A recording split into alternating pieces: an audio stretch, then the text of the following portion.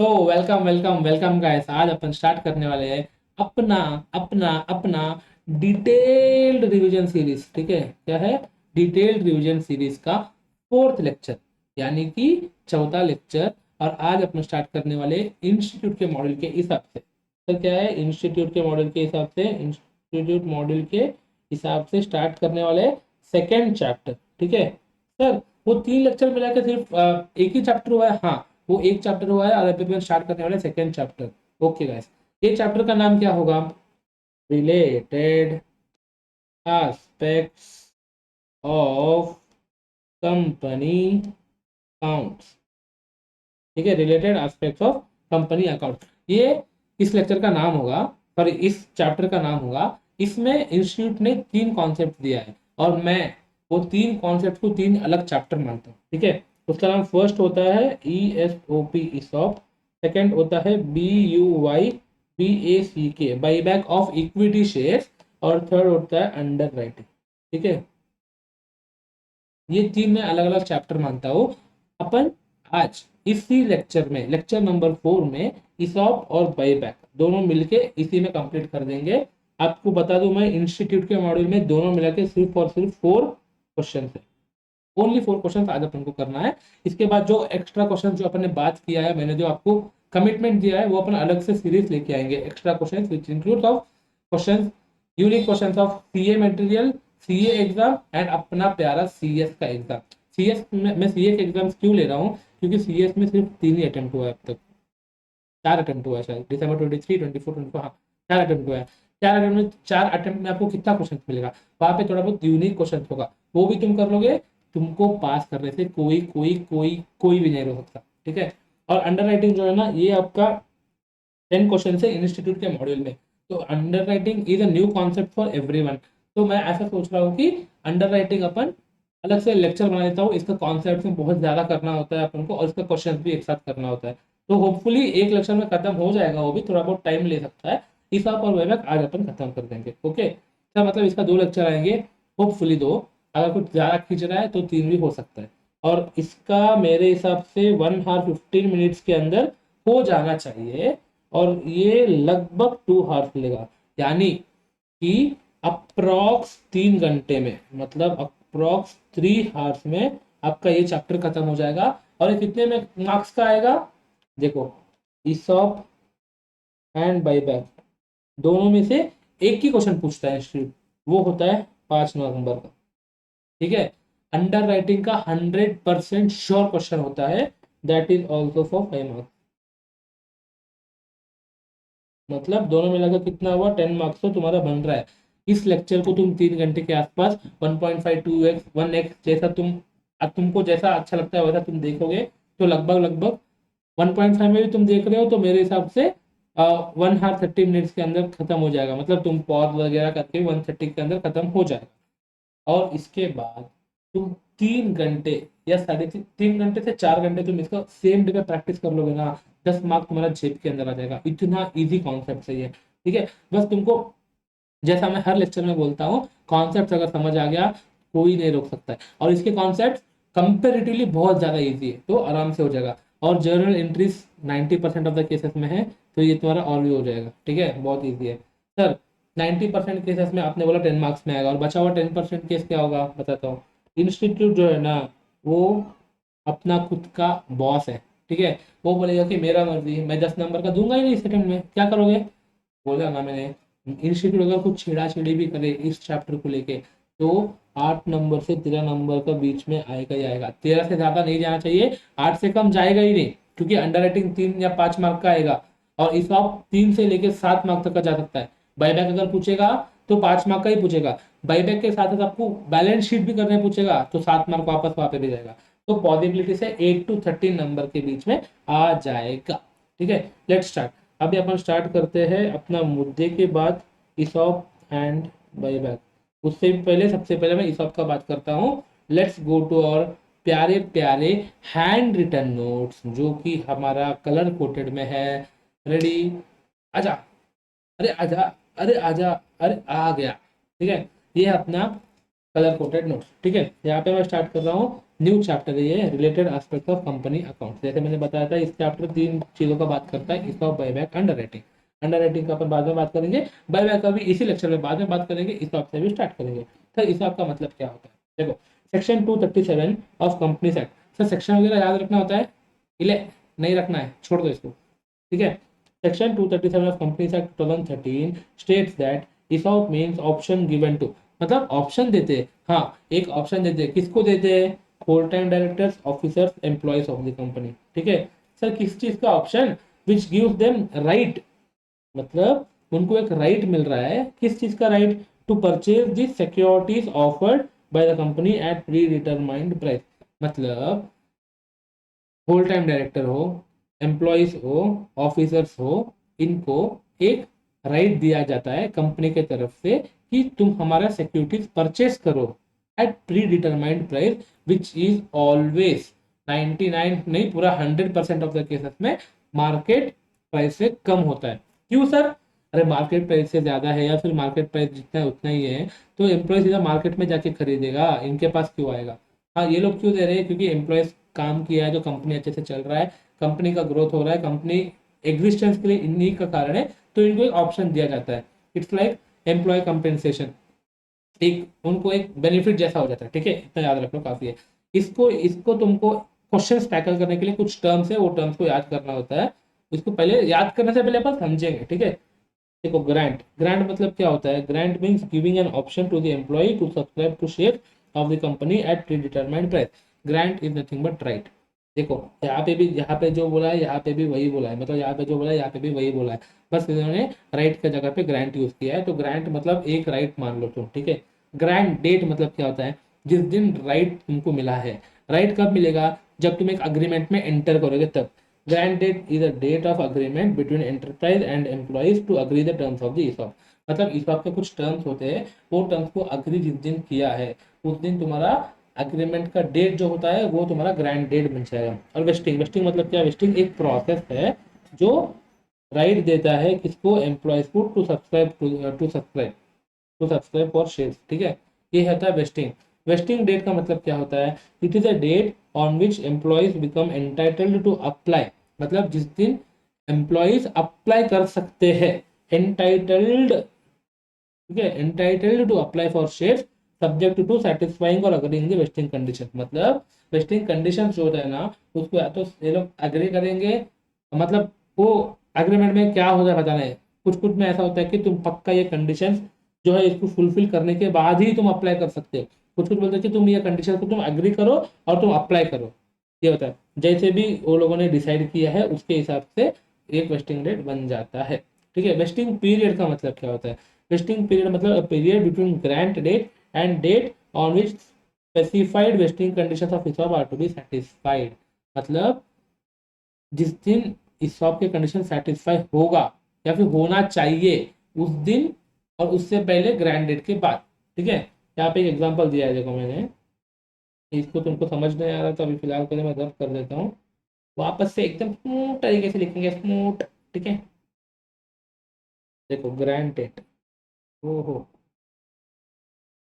Grand date कितना है, मान के चलो 1/4/11, ठीक है।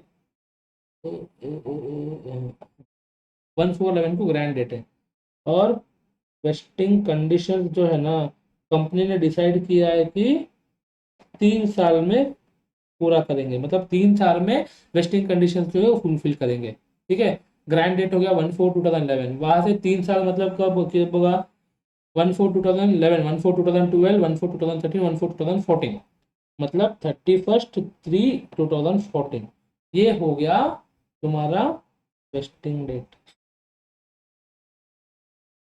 ठीक है। इस दिन एम्प्लॉयज अप्लाई कर सकते हैं फॉर द राइट गिवन। तो इन दोनों का बीच में जो पीरियड है ना 3 इयर्स का, that is called wasting period, ठीक है, समझे। होपफुली समझ आया होगा, ये मैंने एकदम अच्छे से बता दिया आपको, इसको मैं अभी फिलहाल के लिए रद्द कर देता हूँ, अरे, ठीक है। कहाँ तक हुआ था, वेस्टिंग पीरियड तक हुआ था। इसके बाद होता है एक्सरसाइज पीरियड। देखो आज ग्रैंड डेट था, इसके बाद 3 साल वेस्टिंग पीरियड है, तो ये 3 साल जो है क्या, ये वेस्टिंग पीरियड हो गया और ये वेस्टिंग डेट हुआ। वेस्टिंग डेट के बाद जो होता है ना, एम्प्लॉय उसको एक्सरसाइज कर सकता है। एक्सरसाइज मतलब एम्प्लॉय उसको अप्लाई कर सकता है। वो अप्लाई करने का पीरियड को अपन बोलते हैं exercise period. Let's see definition क्या बोल रहा है।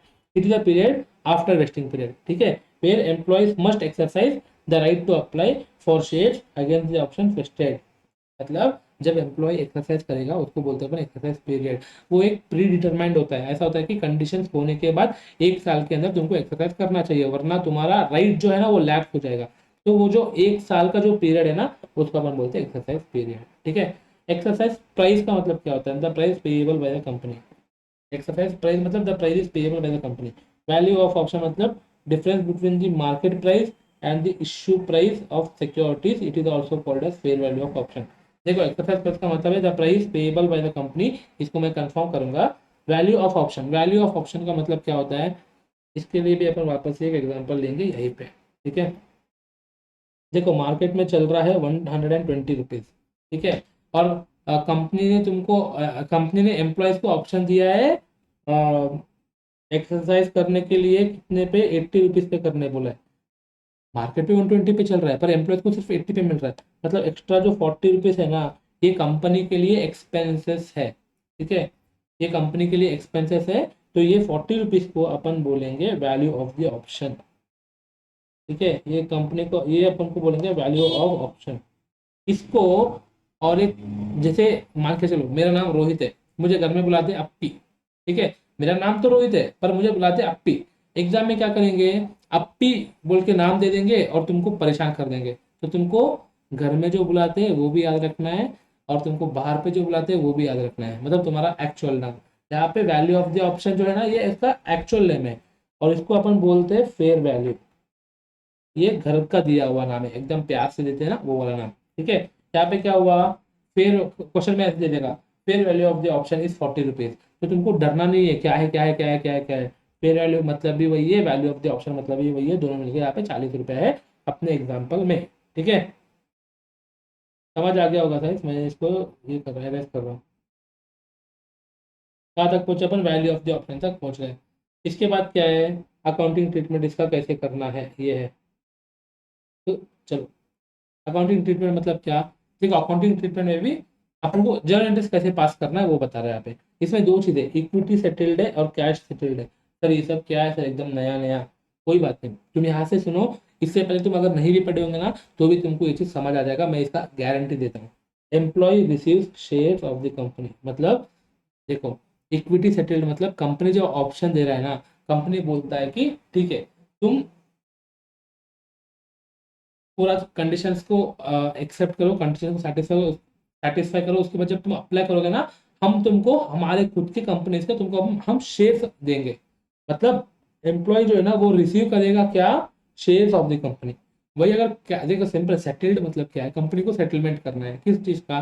जब कंपनी ने ऑप्शन दिया था तो इक्विटी सेटल मतलब कंपनी इक्विटी शेयर्स को सेटल करेगा, ठीक है। और कैश सेटल मतलब कंपनी कैश को सेटल करेगा। सर कैश कितना, यही तो कैश पॉइंट है। Cash equals to share price, मतलब वैल्यू ऑफ द शेयर, ठीक है। Employ receives cash based on the price और value of the shares of the company. मतलब स्टार्टिंग में मान के चलो एग्रीमेंट के टाइम पे हुआ था कि 10 शेयर्स देंगे, ठीक है, और 50 रुपीज के हिसाब से देंगे, ठीक है। मार्केट में चल रहा है 100 रुपीज, तो इनको क्या होगा, ये एम्प्लॉयज को जो है वो 50 रुपीज पर शेयर इनको पे करना होगा और एम्प्लॉयज को मिलेगा equity share.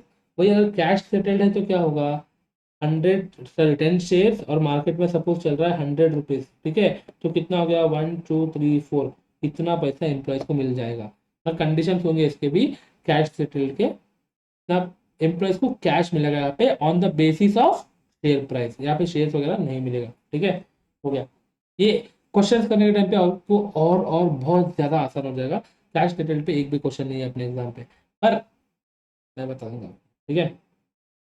ESOP plans with cash alternative मतलब employee of the company has the option to settle through cash और shares। मतलब एम्प्लॉय के हिसाब से, एम्प्लॉय को अगर लग रहा है कि वो क्या शेयर लेना चाहता है, एम्प्लॉय की मर्जी। एम्प्लॉय को लगता है कि उसको कैश चाहिए, एम्प्लॉय की मर्जी, ठीक है। Employee of the option has the option, has the option, employee of the company has the option. मतलब जो एम्प्लॉय है उसके पास एक ऑप्शन है, कंपनी बोल रहा है कि तुझे चाहिए शेयर, तुझे चाहिए शेयर्स चाहिए तू शेयर्स ले, तुझे चाहिए कैश चाहिए तू कैश ले। ठीक है, प्रोसीजर क्या है इसका, company calculates fair value and the book expenses through out the vesting period. हाँ ये इंपॉर्टेंट है, सिर्फ क्वेश्चन करने के लिए, क्वेश्चन करने के टाइम पे आपको और अच्छे से समझा दूंगा। तो प्रोसीजर क्या है, कंपनी ना पहले कैलकुलेट करेगा, क्या कैलकुलेट करेगा, fair value. Sir fair value का मतलब क्या है, जो मार्केट प्राइस में था और जो एम्प्लॉय दे रहा है इन दोनों का बीच का डिफरेंस, मतलब market price minus exercise price. ठीक है, fair value and book expenses through out the vesting period. मतलब अगर वेस्टिंग पीरियड 4 साल का है तो तुम एक ही साल में पीएनएल में जाके नहीं लेके जा सकते हो। जब तुम 4 साल का तुम्हारा कंडीशन है तो हर साल तुम इक्वल अमाउंट या फिर हर साल तुम जैसा अग्री किया है उस तरह का अमाउंट पीएनएल में जाएगा, एक साथ नहीं जा सकता है। ठीक है, if identification of fair value is not possible then company should estimate है guys, if company should estimate it by using a valuation technique. मतलब फेयर वैल्यू कंपनी को लेना चाहिए और फेयर वैल्यू के हिसाब से वेस्टिंग पीरियड में एक्सपेंसेस को बुक करना चाहिए। अगर कंपनी फेयर वैल्यू को आइडेंटिफाई नहीं कर पा रही है, अगर कंपनी फेयर वैल्यू को आइडेंटिफाई नहीं कर पा रही है तो क्या होगा, कंपनी को एक अमाउंट जो है ना उसको एस्टिमेट करना पड़ेगा एज पर वैल्यूएशन टेक्निक। ठीक है, wasting conditions other than market condition should not be considered. मतलब वेस्टिंग कंडीशंस जो होता है ना वो अदर देन मार्केट कंडीशंस अगर है तो उसको कंसिडर नहीं करना चाहिए। मतलब मार्केट मार्केट मतलब विच is not in her hands, which is not in companies hands, वैसे वाले वेस्टिंग कंडीशन है जिसको लेके एम्प्लॉयज कुछ नहीं कर सकते। एम्प्लॉयज अगर उनका 1000% भी देंगे तो भी वो वाले कंडीशन को अचीव नहीं कर पाएंगे, वैसे वाले बोलते हैं अदर देन मार्केट कंडीशन। ठीक है, all of this should be done on grant date. मतलब जो भी तुम कैलकुलेशंस कर रहे हो वो तुम्हारा ग्रैंड डेट पे ही होना चाहिए। ये सब तुमको इतना याद मत रखो, रट्टा मत मारो, क्वेश्चंस करने के टाइम पे समझ आ जाएगा और 99% का क्वेश्चन ही आएगा। तो अपन क्वेश्चन पे ही ज़्यादा ध्यान देंगे, ये बस ऐसा एक फ्लो में खत्म करने के लिए। ठीक है, vesting condition should be taken into account by adjusting the number of shares of this or stock options throughout the vesting period। मतलब अगर मान के चलो कि 1000 एम्प्लॉयज को कंपनी ने बोला है कि हम तुमको ऑप्शंस देंगे और वेस्टिंग पीरियड है 4 साल, 2 साल के बाद किसी ने छोड़ के चला गया, तो छोड़ के चला गया तो उसको तो हम वापस से बेनिफिट तो नहीं देंगे ना, तो वो सब कंसिडर करना होता है at the time of booking expenses during the vesting period, through out the vesting period. ठीक है, no amount should be recognized for employees services received if the shares or stock options do not vest because of failure of satisfying vesting conditions। मतलब अगर wasting conditions जो है ना उसको satisfy किया ही नहीं तो उसको कुछ मिलेगा ही नहीं, उसका उसको कुछ हम देंगे नहीं तो उसका एक्सपेंसेस जो है ना वो अपन को रिकॉग्नाइज नहीं करना है। बस no amount should be recognise, no मतलब no amount of expenses should be recognise. ठीक है, यहाँ पे एग्जांपल देखो, employ fails to remain in service till the completion of vesting period. मतलब मान के चलो मैंने यहाँ पे एक एग्जांपल दिया है, एग्जांपल में ये है कि एम्प्लॉय को पक्का पक्का वेस्टिंग पीरियड खत्म होने तक अपने कंपनी में ही रहना है, पर एम्प्लॉय निकम्मा उसको बाहर पे कहीं पे बहुत मस्त हाइक मिल गया तो अपने कंपनी को छोड़ के वो चला गया, तो वो अगर चला गया तो मैं उसको बेनिफिट क्यों दूंगा, तो मैं उसको बेनिफिट नहीं दूंगा और मैं ये मानकर चलूंगा कि उसने सेटिस्फाई नहीं किया अपना वेस्टिंग कंडीशन, उसको हम कुछ देंगे नहीं और उसको अपन कुछ नहीं देंगे तो क्या होगा, उसका अमाउंट जो होता है जितना अपन जितना एक्सपेंसेस अपन को रिकॉग्नाइज करना था वो अपन नहीं करेंगे। Simple, accumulative basis of accounting is follow to record. मतलब अक्यूमुलेटिव मतलब एक साल में अपन ने कर लिया, सेकंड साल अपन को करना है, थर्ड साल अपन को करना है, फोर्थ साल अपन को करना है, ये अपन को यहाँ से ज्यादा क्वेश्चंस करने के टाइम पे समझ आ जाएगा। ठीक है, ये फॉर्मूला है guys, ये फॉर्मूला को बस अभी फिलहाल मैं समझाता हूँ, तुम्हारे भेजे में 1% भी नहीं जाएगा अगर तुमने इससे पहले पढ़ा नहीं है तो बस अभी के लिए इसको कर लो, क्वेश्चन के टाइम पे वापस है। मैं क्वेश्चन क्यों कर रहा हूँ, क्योंकि क्वेश्चन ही सबसे ज्यादा इंपॉर्टेंट है, क्वेश्चन ही आएगा। इसका अगर थ्योरी में आ सकता है, पर मैंने जैसा बताया था December 25 के लिए मैं क्वेश्चन पे ही फोकस कर रहा हूँ, तो क्वेश्चन क्वेश्चन क्वेश्चन ही करूंगा मैं। ठीक है, फॉर्मूला देखो, नंबर ऑफ ऑप्शंस, मतलब कंपनी ने 10,000 ऑप्शंस, एग्जांपल बता रहा हूँ, 10,000 ऑप्शंस दिया है। Fair value of each option, sir fair value का मतलब क्या, मार्केट प्राइस माइनस जो एम्प्लॉय अपन को देगा वो। एक्सपायरी वेस्टिंग पीरियड मतलब एक्सपायर्ड वेस्टिंग पीरियड मतलब 4 साल का वेस्टिंग पीरियड है उसमें से 1 साल खत्म हो गया तो 1 साल यहाँ पे आएगा और यहाँ पे टोटल वेस्टिंग पीरियड कितना है 4, तो 1/4 माइनस एक्सपेंसेस ऑलरेडी रिकॉग्नाइज। ये फर्स्ट टाइम जब कर रहे ये इसका कुछ भी ये नहीं होगा, सेकेंड ईयर जब कर रहे ना तब क्या होगा, फर्स्ट ईयर तुम कर रहे हो तो क्या होगा 1000 होगा, फेयर वैल्यू मान के चलो 30 रुपीज है और ये 1 है, ये डिवाइडेड बाय 4। ठीक है, ये होगा तुम्हारा फर्स्ट ईयर का। सेकेंड ईयर तुम ऐसे ही करोगे 1000 मल्टीप्लाई बाय 30, पर यहाँ पे एक्सपायर पीरियड क्या होगा 2 होगा, पिछले साल और इस साल तुम यहाँ पे 2 करोगे ना, यहाँ पे 2 करोगे डिवाइड बाय 4 करोगे तो क्या होगा तुम्हारा डबल हो जाएगा। तो पिछले साल जितना रिकॉग्नाइज किया था ना उसको यहाँ पे लेस करना है। ठीक है, मुझे पता है तुम्हारा दिमाग में बिल्कुल भी गया नहीं होगा, क्वेश्चन जारी है, एकदम तरीके से तुमको समझ आ जाएगा। ठीक है, ये हो गया। अब तक अपन प्रोसीजर देखा, अभी अपन इक्विटी शेयर स्ट्रक्चर में क्या होता है देखेंगे। Fair value of granted to be considered, मतलब यहाँ पे क्या था ना, जिस दिन ग्रांडेड होगा उस दिन फेयर वैल्यू क्या है सिर्फ उतना ही बुक होगा, मतलब उतना ही हर वेस्टिंग पीरियड में बुक होगा। Expenses to be booked throughout the vesting period, no remeasurement is required on every year. Sir ये क्या हुआ, देख भाई सिंपल सा एग्जांपल आपको बता दूं, तो आज 10 रुपए का एक शेयर है, ठीक है, या फिर सेम एग्जांपल 100 रुपीज का एक शेयर है, और एम्प्लॉय हमको देगा 70 रुपीज, और 30 रुपीज अपना खुद का जेब से अपन को लगाना होगा। आज ही मैं 30 रुपीज लगा दिया, तो शेयर का प्राइस ज्यादा हो कम हो उससे मुझे कुछ फर्क पड़ता है क्या? मैं 30 रुपीज दे के मैंने आज शेयर ले लिया, मैंने आज ही शेयर ले लिया, इससे मुझे कुछ फर्क पड़ेगा? ज्यादा हो कम हो नहीं, तुम्हारे पास तो शेयर है, शेयर है, और शेयर बढ़ेगा तो भी तुम्हारा प्रॉफिट है, शेयर कम होगा तो भी तुम्हारा कम हो जाएगा। तुमको इससे कुछ एक्सपेंसेस में ज्यादा नहीं करना, एक्सपेंसेस तुम्हारा 30 ही रहेगा। ठीक है, एग्जाम्पल देखो। अच्छा ये देखो, फॉर ये देखो ये इंपॉर्टेंट है, ये सबसे इंपॉर्टेंट है। फॉर अनएक्सरसाइज्ड एक्सपेंस, मतलब तुमने ऑलरेडी एक्सपेंसेस बुक कर दिया और एम्प्लॉय छोड़ के भाग गया, तो उतना इतना जो ऑप्शन होता है वो लैप्स हो गया। तो लैप्स हुआ था, पर उसका तुमने ऑलरेडी एक्सपेंसेस बुक किया है क्योंकि तुमको पता नहीं था कि एम्प्लॉय छोड़ के भाग रहा है।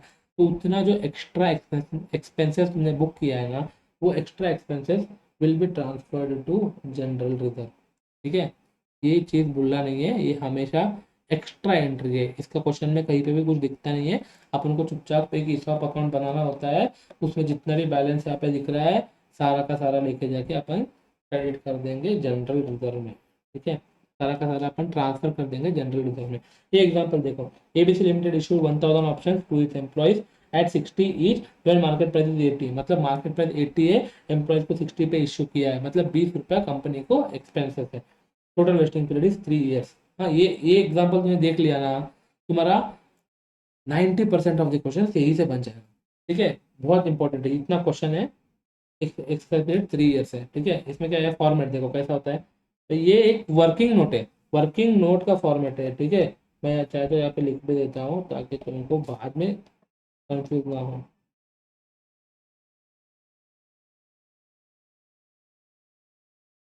ठीक है,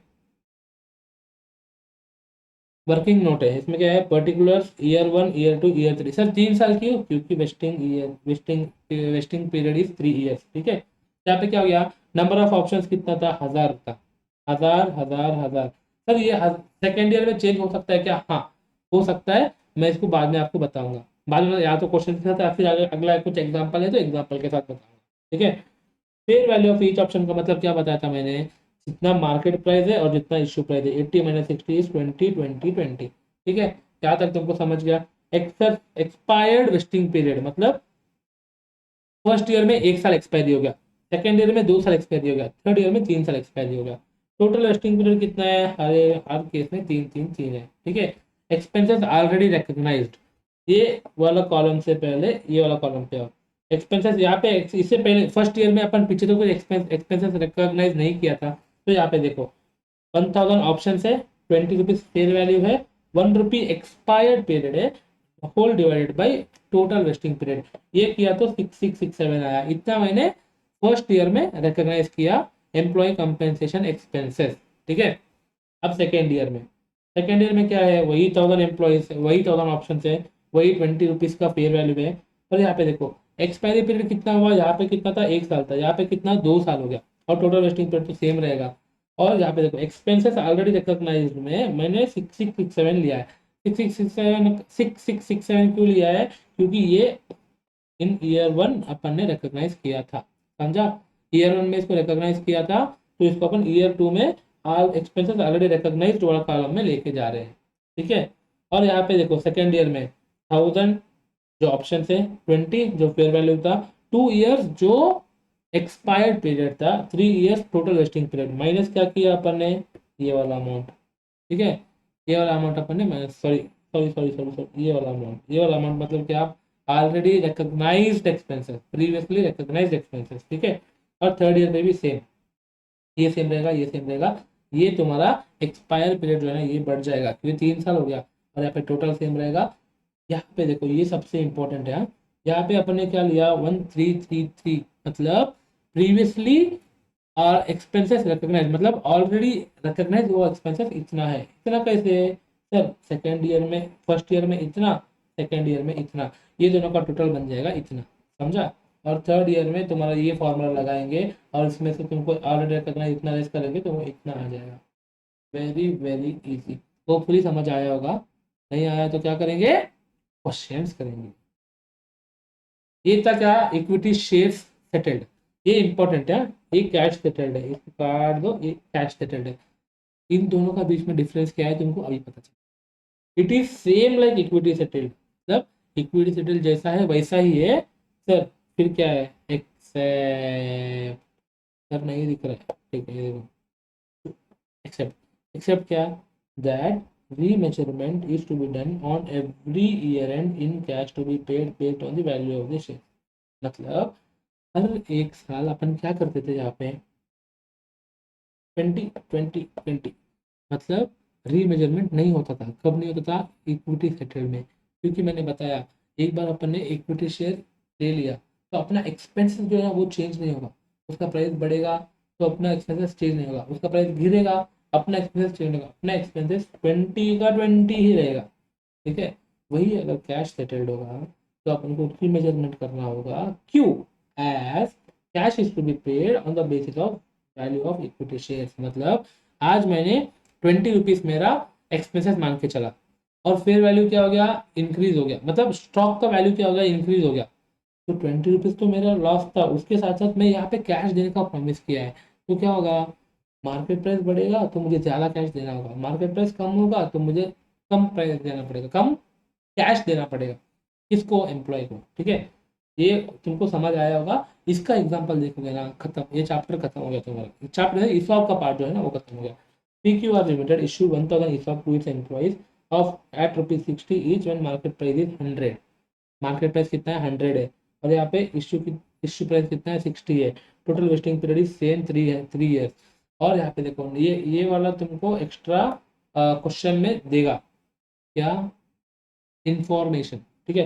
market value eight the end of year 1 is 110, eight the end of year 2 is 115, eight the end of year 3 is 120, ठीक है, क्या 120, इसका इसका क्या होगा, ये फॉर्मेट के वहाँ पे मैंने वापस लिख देता हूँ, मैंने तुमको जर्नल एंट्रीज अभी तक सिखाया ही नहीं, मैं तुमको अमाउंट सिखा रहा हूँ, अमाउंट्स का मतलब एक वर्किंग नोट, सिर्फ एक वर्किंग नोट मैंने आपको सिखाया, ये तुम अच्छे से सीखोगे ना, जर्नल एंट्रीज सिर्फ 4 साल वेस्टिंग पीरियड हो, 3 साल वेस्टिंग पीरियड हो, 10 साल वेस्टिंग पीरियड हो, सेम एंट्री रिपीट होगा, आखिर में एक्सरसाइज होने के टाइम पे एक नया एंट्री आएगा which is totally common sense, तुमको अच्छे से समझ आ जाए, ठीक है।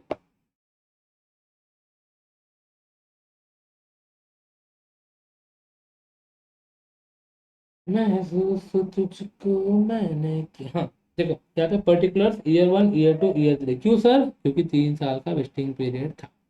नंबर ऑफ ऑप्शंस 1000 1000 1000, ठीक है, यहाँ तक आपको समझ आ गया। फेयर वैल्यू देखो यहाँ पे देखो, ग्रैंड डेट के दिन क्या था, ग्रैंड डेट के दिन क्या था, मार्केट प्राइस 100 रुपीज था और अपन जो इश्यू कर रहे थे वो 60 रुपीज था, तो अपन 40 रुपये का एंट्री मारना चाहिए, पर ग्रैंड डेट पे कभी भी इस शॉप में, चाहे वो कैश सेटल्ड हो, चाहे वो इक्विटी सेटल्ड हो, चाहे वो कुछ भी हो, ग्रैंड डेट पे कभी एंट्री नहीं आता है, ईयर एंड पे ही एंट्री आता है, तो ईयर एंड पे क्या हो गया, प्राइस 110 हो गया, अपन को कैश देना है on the basis of share price, तो यहाँ पे 110, ठीक है, 110 मार्केट प्राइस है, और अपन को उनसे कितना मिलेगा 60, मतलब अपन को आगे से कैश कितना देना होगा, this 110 minus this 60 is equal to 50 rupees, तो यहाँ पे फेयर वैल्यू पे आएगा 50 रुपीज, समझा सर, सिंपल सा रखो, रट्टा मारना है मार लो, market price at the end of each year minus issue price, ये कैश सेटल्ड में, ठीक है 50, हाँ देखो, सिर्फ इसी का इसको आप बाद में अपन इसको अपन बाद में बात करते हैं, सिर्फ इसी पे आप ध्यान दो। ईयर वन में कितना था, 1000 ऑप्शन था, 50 रुपीज कैसा आया मैंने आपको बता दिया, ठीक है। एक्सपायर वेस्टिंग पीरियड कितना है, 1। ये फर्स्ट ईयर है। टोटल वेस्टिंग पीरियड कितना है, 3। एक्सपेंसेस फर्स्ट ईयर है तो अपने कुछ रिकॉग्नाइज नहीं किया। ये 1666 कैसा आया मैं आपको यहाँ पे लिख के बताता 1000 multiply by 50 multiply by 1 divided by 3। 1050 divided by 3, 16667, ठीक है। यहाँ पे क्या होगा, 1000 एम्प्लॉयज। हाँ ठीक है, पहले फर्स्ट ईयर का तुमको पता चल गया। अब सेकेंड ईयर अपन करते हैं। सेकेंड ईयर पे वही 1000 ऑप्शन है, तो फेयर वैल्यू चेंज हो गया। फेयर वैल्यू सिर्फ एक ही केस में चेंज होता है, जब वो कैश सेटल्ड हो। इस चीज को याद रखो आप, ठीक है। यहाँ पे देखो, फेयर वैल्यू यहाँ पे 115 हुआ। This 115 minus this 60, this 115 minus this 60 कितना हो गया, 60, 70, 80, 90, 100, 110, 5, मतलब 55 रुपीज। ये 50 का मैंने यहाँ पे लिया है। बहुत ईजी है, सिर्फ प्लस माइनस करना है इसमें। तो वहाँ पे जाके रायता मत फिल करना, बता रहा हूँ मैं। ये एक क्वेश्चन आया ना, तुम लोग पहले मजे करने का, फिर बाद में जाके क्वेश्चन पेपर लिखने का। इतना इजी है ये, पता है, बहुत इजी है। मतलब ये सब तुमको जो 40 लेके आना होता है ना, उनमें से तुम ऐसे वालों पे कॉन्सेंट्रेट करोगे ना, 40 इजीली बन जाएगा। इजीली बन जाएगा 40, ठीक है। ये 55 तुमको पता चला। इसके बाद एक्सपायर पीरियड कितना है, 2 साल हो गया। टोटल वेस्टिंग पीरियड कितना है, 3 साल। और यहाँ पे 1667 किसका है, प्रीवियसली रिकॉग्नाइज, ठीक है, मतलब एक्सपेंसेस ऑलरेडी रिकॉग्नाइज। और यहाँ पे ये 20,000 कैसे आया, 1000 multiply by, sorry, multiply by, इस बार फेयर वैल्यू कितना है, 55, और एक्सपेंस कितना है, 2 डिवाइडेड बाई 3 माइनस 1666, ठीक है। कैलकुलेटर ले रहा हूँ मैं। देखो कितना है, 1000 multiply by 55 into 2 divided by 3 minus 16666, कितना हुआ, 20,000। समझा, ये 20,000 सेकेंड ईयर में अपन प्रॉफिट एंड लॉस को ट्रांसफर करेंगे। थर्ड ईयर आया, यही यही एकदम आखिरी वाला साल है। 1000 एम्प्लॉयज रहेगा। सर 60 रुपीज कैसे आया, सिंपल। थर्ड ईयर में मार्केट प्राइस दिया है 120 रुपीज, और अपना इश्यू प्राइस कितना है, 60। ये 120, ये 60, ये 120, ये 60, ये 120, ये 60, इन दोनों का डिफरेंस क्या है, 60 रुपीज। तो 60 रुपीज अपने यहाँ पे ले लिया, ठीक है। 3 साल का पूरा एक्सपायर पीरियड एक्सपायर हो चुका है। 3 साल टोटल वेस्टिंग पीरियड है। और ये 3667 क्या है, ये previously recognised in first year, previously recognised in second year, दोनों का टोटल बन जाता है इतना। और ये इस साल बन जाएगा। इसका तुमको अगर फॉर्मूला मैं लिख के दूँ तो multiply by 60 multiply by 3 whole divided by 3 minus 3667, ठीक है। ये है तुम्हारा एकदम प्यारा नंबर्स को फाइंड आउट करना, एक्सपेंसेस को फाइंड आउट करना कि कैसे तुमको रिकॉग्नाइज करना होता है हर साल। ये सबसे मेजर पार्ट था इसका, ठीक है। 33 मिनट अपन इस पे ही खत्म कर दिया। अभी आ जाओ तुमको जर्नल एंट्रीज बताता हूँ। When expenses are to be recognise, मतलब जब एक्सपेंसेस को रिकॉग्नाइज करना होता है ना, तब एंट्री क्या होता है, employee compensation expenses account to employee stock option outstanding account. सब पूरा नया नया वर्ड है, हाँ तुम करते जाओगे तुमको इजी लगेगा। देख, एम्प्लॉय बेनिफिट अकाउंट अपन को पता है, सैलरी। तो ऐसे एम्प्लॉय कंपेंसेशन अकाउंट है, बस इतने, बाकी कुछ चेंज नहीं है इसमें। Employee compensation expenses account, ECE, employee compensation expenses account to employee stock option outstanding account, to employee stock option outstanding account. देखो, आज अपने पास कुछ पैसे आ रहा है क्या, नहीं। कुछ पैसे जा रहा है क्या, नहीं। अपन बस 4 साल बाद जो वेस्टिंग पीरियड है, 3 साल बाद जो वेस्टिंग पीरियड है, उसका कुछ पार्ट ऑफ एक्सपेंसेस इसी साल अपन इसको P&L में ट्रांसफर कर रहे हैं, ठीक है। बस इतना ही है। तो यही है, ये P&L का पार्ट है, डेबिट और एक्सपेंसेस एंड लॉसेस, और अपन इसको एक अकाउंट में रख रहे हैं, ठीक है। ये आगे जाके अपन को पे करना है, so it is in credit nature, that is why यहाँ पे अपन क्रेडिट कर रहे हैं। इतना डिटेल में बता रहा हूँ आपको, डेबिट क्रेडिट में भी आपको कंफ्यूजन नहीं होगा।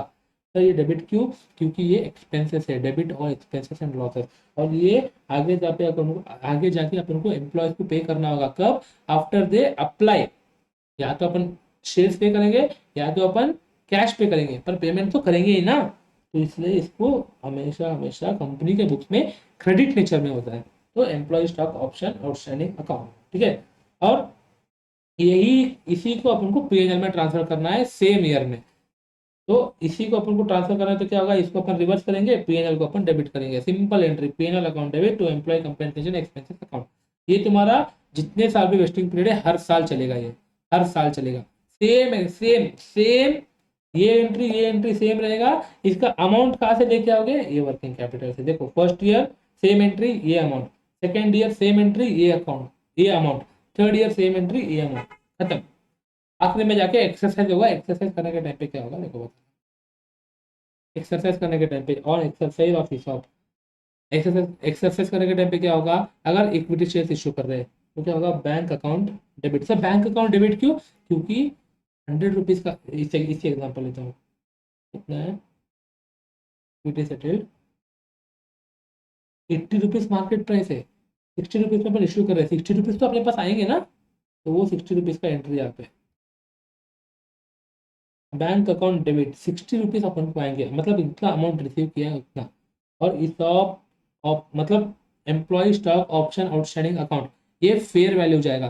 फेयर वैल्यू मतलब इस एग्जाम्पल में कितना था, 20 रुपीज, 20 रुपीज पर ऑप्शन, जितने ऑप्शन तुम इश्यू कर रहे हो उसका मल्टीप्लाई करके तुम लिखते हो यहाँ पे।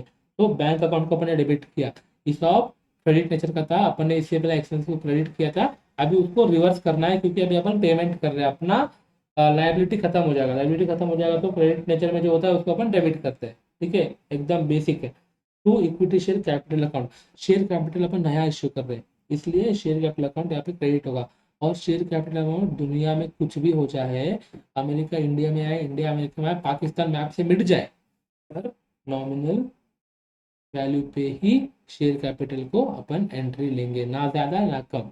पता चला ना, पाकिस्तान मैप से मिट जाए फिर भी नॉमिनल वैल्यू पे ही अपन लेंगे, ठीक है।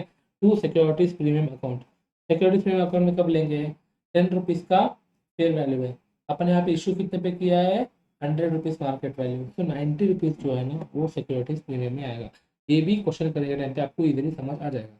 ये देखो, ये जो मैं बताया था ना आपको, भूल जाओगे वो वाला एंट्री है।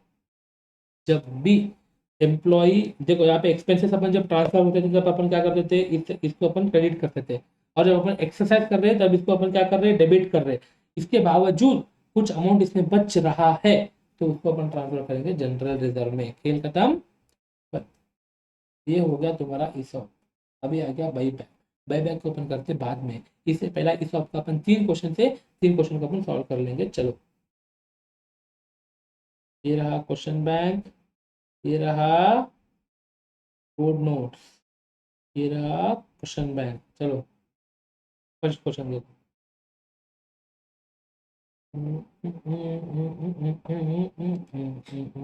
E S O P and B U Y B A C K, ठीक है।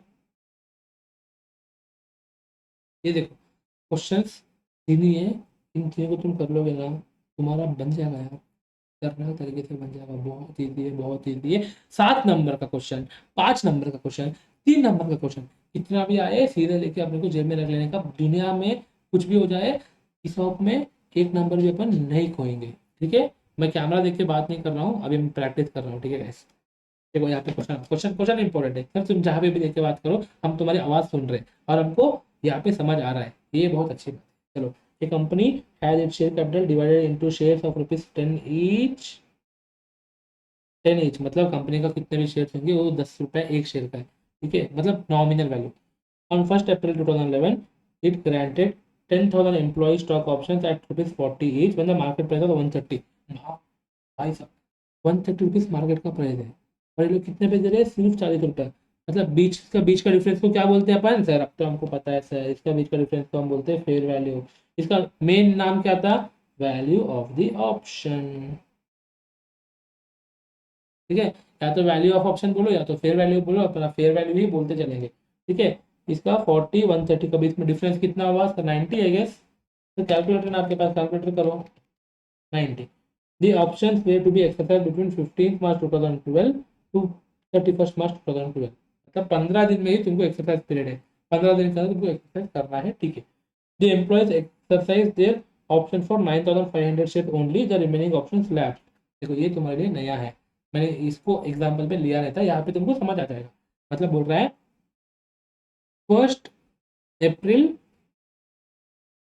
2011, 2011 मान के चलो, 2011 में 10,000 एम्प्लॉयज स्टॉक ऑप्शन दिया था, और इसी नेक्स्ट ईयर इसका वेस्टिंग वेस्टिंग कुछ भी नहीं है, 1 साल तुमको था और 15 दिन तुमको एक्सरसाइज पीरियड था, तो सब एंट्री अपन 31 मार्च 2012 पे कर सकते हैं, कोई दिक्कत नहीं है, ठीक है। यहाँ पे क्या था, 10,000 एम्प्लॉय स्टॉक ऑप्शन अपन को मिला था, एम्प्लॉयज ने सिर्फ 9,500 को ही लिया, बचा हुआ 500 क्या हो गया, लैप्स हो गया। तो अपन एक्सपेंसेस को कितने पे करेंगे, जितना अपन एक्सरसाइज हो रहा है उतने पे ही करेंगे ना। तो यहाँ पे क्या हो गया, 9,500 शेयर पे ही अपन एक्सपेंसेस को बुक करेंगे, ठीक है।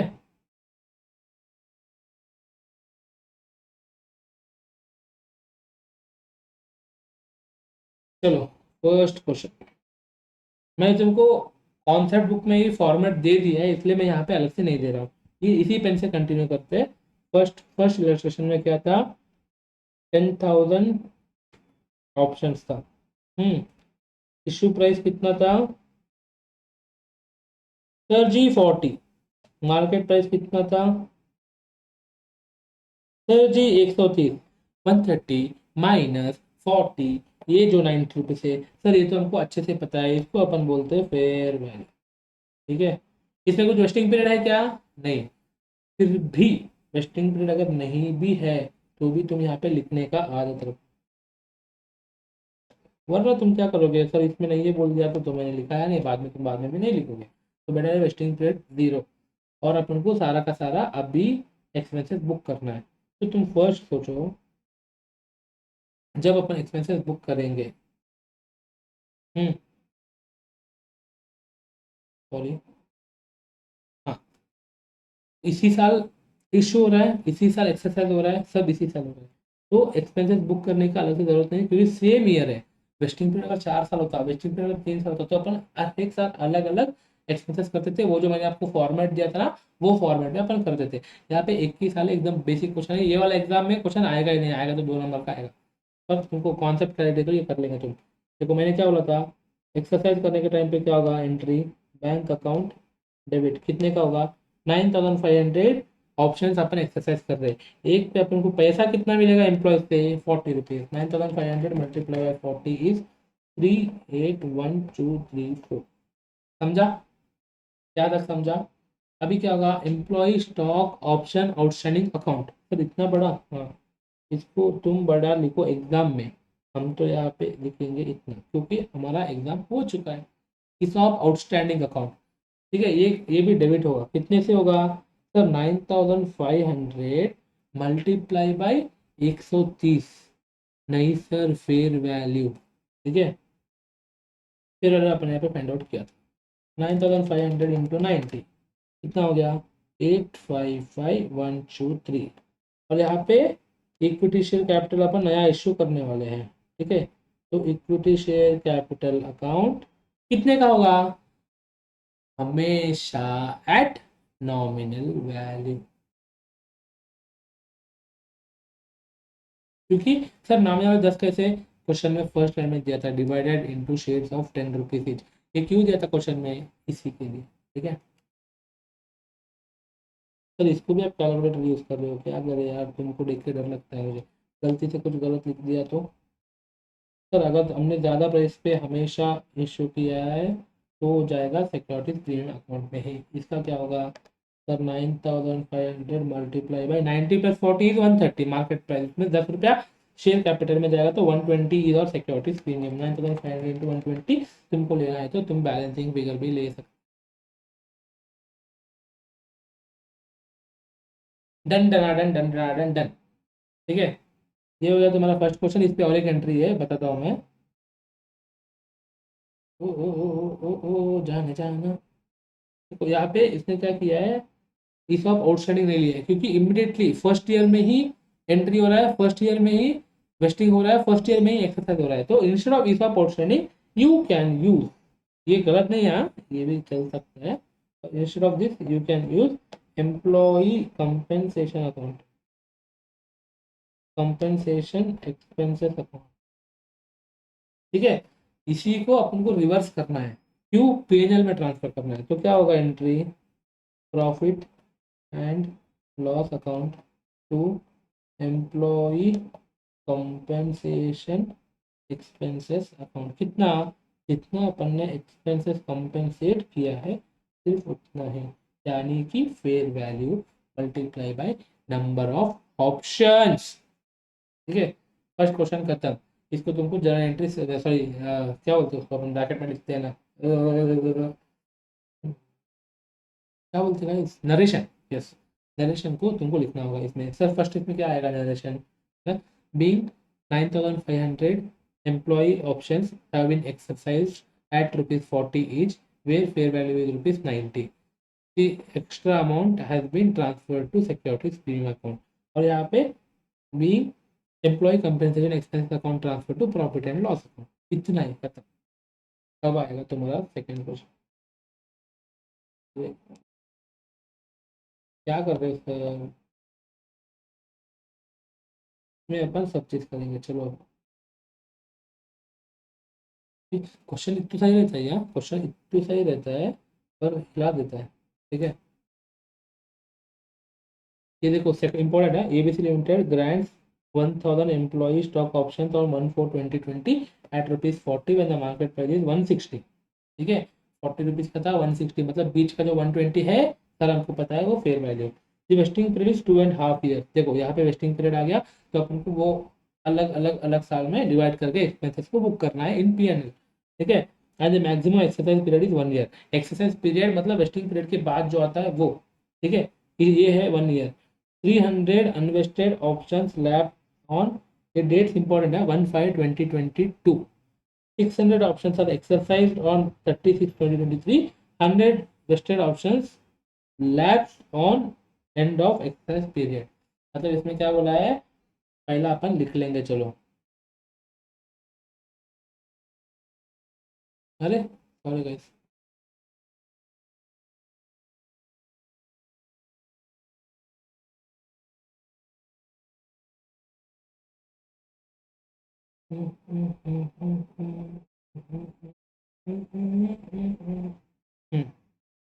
ठीक है, यहाँ पे तुमको लिखना बहुत जरूरी है। फर्स्ट क्या लिखना है, कितने ऑप्शंस थे, कितने ऑप्शंस थे बताओ। तो 1000 ऑप्शंस थे, स्टार्ट कब बोला था, 1/4, ग्रैंड डेट कब है, 1/4/10। लेना, ग्रैंड डेट इज 1/4/10। मैंने फर्स्ट क्वेश्चन में ग्रैंड डेट वगैरह क्यों नहीं लिखा है, क्योंकि वहाँ पे वेस्टिंग पीरियड नहीं था इसलिए। और यहाँ पे तुमको फर्स्ट लिखना यही है, वेस्टिंग पीरियड कब है। बस ये ना, वेस्टिंग पीरियड कब है, 2.5 ईयर। ठीक है, तो यहाँ पे तुम, यहीं पे तुम बाइफरकेट भी कर लेना, 1/4/2, ये हो गया 0 ईयर्स। ठीक है, इसके बाद 31/3/11, ये हो गया 1 ईयर। एक्सपायर्ड पीरियड बोल रहा हूँ, 31/3/12, ये हो गया 2 ईयर्स। और 31 के बाद क्या आता है, अप्रैल मई जून जुलाई अगस्त सितंबर, सितंबर में 30 डेज ये होता है,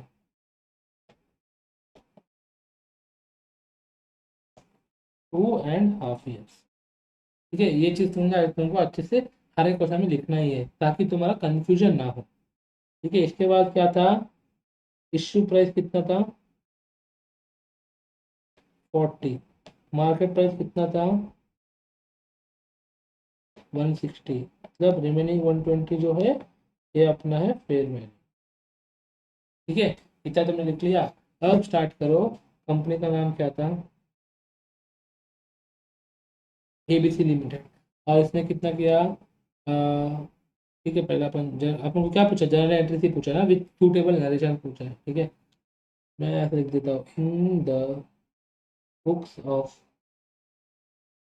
ए B C limited journal entry. ठीक है, इतना अपन ने लिख दिया।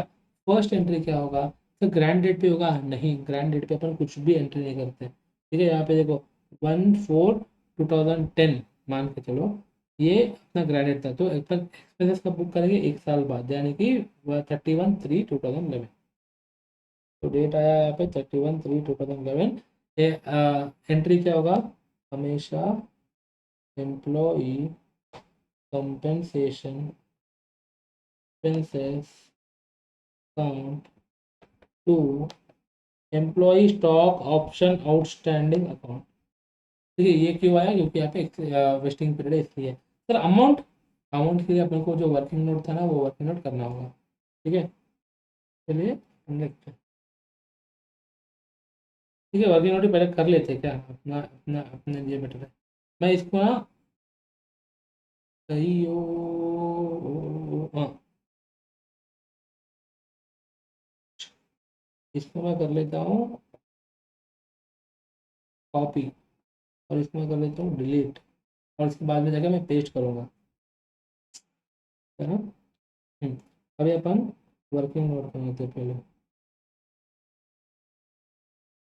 टेस्टिंग पीरियड कितना है सर, 2.5 ईयर। तो यहाँ पे क्या होगा, पहला ईयर 1, ईयर 2, ईयर 2.5।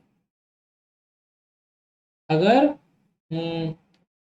साल का बीच में कुछ इशू किया है तो उतना ही पीरियड अपन ईयर 1 में लेना होता है। ठीक है, तो यहाँ पे नंबर ऑफ ऑप्शंस कितना है,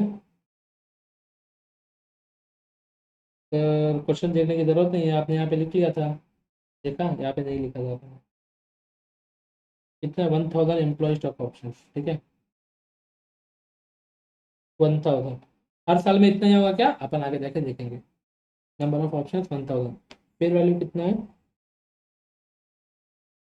तो फेयर वैल्यू कितना था, 120 का year period 1, total vesting period sir 2.5। ठीक है, समझ आ रहा है ना guys, expenses already recognised.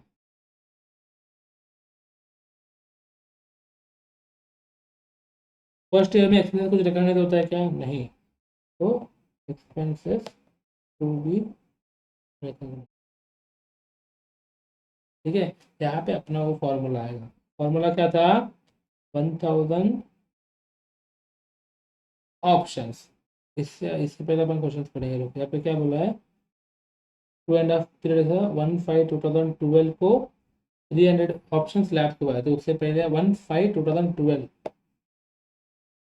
1/5/2012, yes, तब तक अपन को ऐसा मान के चलना कि कुछ लैब्स हुआ ही नहीं है, अपन पूरा बुक करेंगे। कितना था ये, 1000 multiply by 120 multiply by 1 whole divided by 2.5, कितना होगा, 1000 इंटू 120 डिवाइडेड बाई 2.5, 48,000 रुपये अपन को रिकॉग्नाइज करना है फर्स्ट ईयर में। ठीक है, और सेकेंड ईयर का एंट्री कब होगा, 31/3/2012, और यहाँ पे लैब्स कब हुआ है, 1/5/2012, मतलब आफ्टर 31/3/2012। यहाँ पे भी अपन चुपचाप सेकेंड ईयर का एंट्री करेंगे। 1000, 120, 2.5 रिकॉग्नाइज्ड ऑलरेडी में, एक्सेस ऑलरेडी रिकॉग्नाइज में, यहाँ पे आएगा 48,000। ठीक है, और यहाँ पे क्या होगा, 1000 multiply by 120 multiply by 2 whole divided by 2.5 minus 48,000। ठीक है, श्योर है ना, यहाँ पे तुमको समझ आ गया होगा। सेम एग्जाम्पल पे जो है ना वही अपन यहाँ पे कर रहे हैं, ज़्यादा कुछ नहीं कर रहे हैं। तो क्या होगा, 1000 into 120 multiply by 2 divided by 2.5, 96,000 आया। इसमें से प्रीवियसली अपन ऑलरेडी रिकॉग्नाइज किया था कितना, 48,000, तो वो 48,000 यहाँ पे अपन वापस से एंट्री करेंगे। ठीक है, समझा। अभी यहाँ पे और हाफ ईयर है, हाफ ईयर का मतलब डेट कितना था, 39/2012, 39/2012 से पहले 31/5/2012 आएगा, मतलब अपन जब एक्सपेंसेस बुक करना है 2.5 ईयर में, वहाँ पे क्या होगा, 300 ऑप्शन जो है ना वो लैप्स हो जाएंगे। ठीक है, और इसी साल नहीं, 36 से अगला साल है, ठीक है, अगला साल का अगला साल देखेंगे, यहाँ पे देखो 1/5/2012 में 300 अनवेस्टेड ऑप्शन जो है ना वो लैप्स हो चुका है। तो यहाँ पे क्या हो गया, जब अपन थर्ड ईयर में एक्सपीरियंस बुक करेंगे ना, वहाँ पे 1000 ऑप्शन का बुक नहीं करेंगे, 300 तो लैप्स हो चुका है। तो हम कितने का करेंगे, सिर्फ 700 का बुक करेंगे। यहाँ पे कितना हो गया 123, सॉरी 2.5, और यहाँ पे 2.5, तो कितना होगा 700 इंटू 120, टोटल कितना, ठीक है 700 टोटल ऑप्शन है, 120 एक का फेयर वैल्यू है, पूरा का पूरा वेस्टिंग पीरियड खत्म हो गया। ठीक है, तो यहाँ पे क्या हो गया, 700 options multiply by 120 multiply by 2.5 whole divided by 2.5 minus expense already recognise कितना, दिस 48 एंड दिस 48 दोनों को मिला है तो 96,000 होगा, राइट। 48 प्लस 48, हाँ 96,000 का अपने एक्सपेंस ऑलरेडी रिकॉग्नाइज कर चुका है। और इस फॉर्मूला के हिसाब से अगर मैं जाऊंगा तो क्या होगा, 700 multiply by 120 into 2.5 whole divided by 2.5 किया तो 84,000 का एक्सपेंसेस आ रहा है, यानी कि 84,000 का एक्सपेंसेस ऑन 700 ऑप्शन था। पर अपने ऑलरेडी बुक कर दिया कितना 96, तो माइनस 96 किया तो 12,000 का अपने एक्स्ट्रा एक्सपेंसेस किया था, तो दैट 12,000 मैं यहाँ पे ऐसा लिखूंगा। समझा, समझा गया, ये हो गया अपने वर्किंग नोटिस को तुमने बना लिया ना, तुम्हारा लाइफ हो गया जिंगा का। यहाँ पे अपन स्टार्ट करेंगे जर्नल एंट्रीज, पेस्ट, आगे आगे आगे आगे आगे, अरे तो पेस्ट, पेस्ट नहीं होगा ये,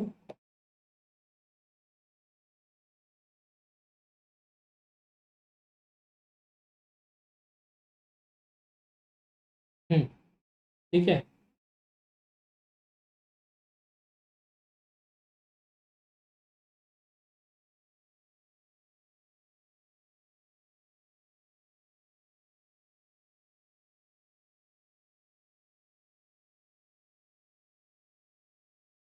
देखो 31, यहाँ पे देखो 31/3/2011 ये फर्स्ट ईयर था, यहाँ पे अपन एक्सपेंसेस किया, जर्नल एंट्री क्या लिखा, employee compensation expense account to ESOP outstanding account. यहाँ पे अमाउंट क्या आएगा, जब तुमने ये कर लिया है ना, यहाँ से चुपचाप 48,000 उठाओ और यहाँ पे तुम 48,000 एंटर,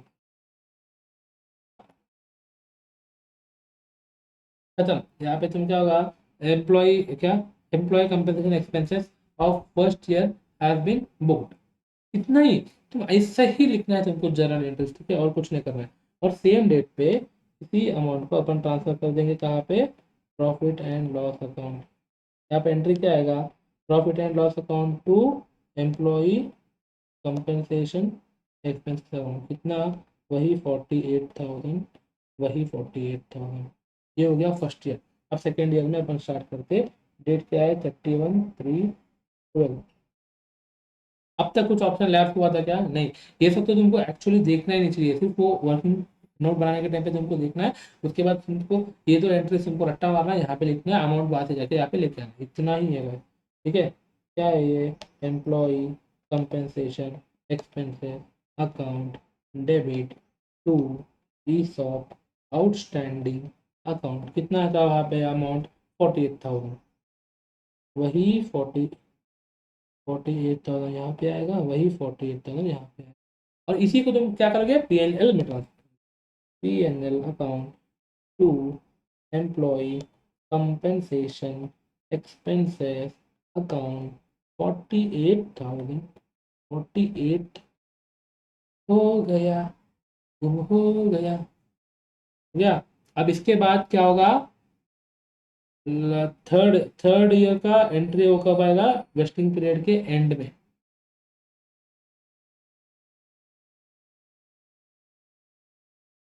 अरे यार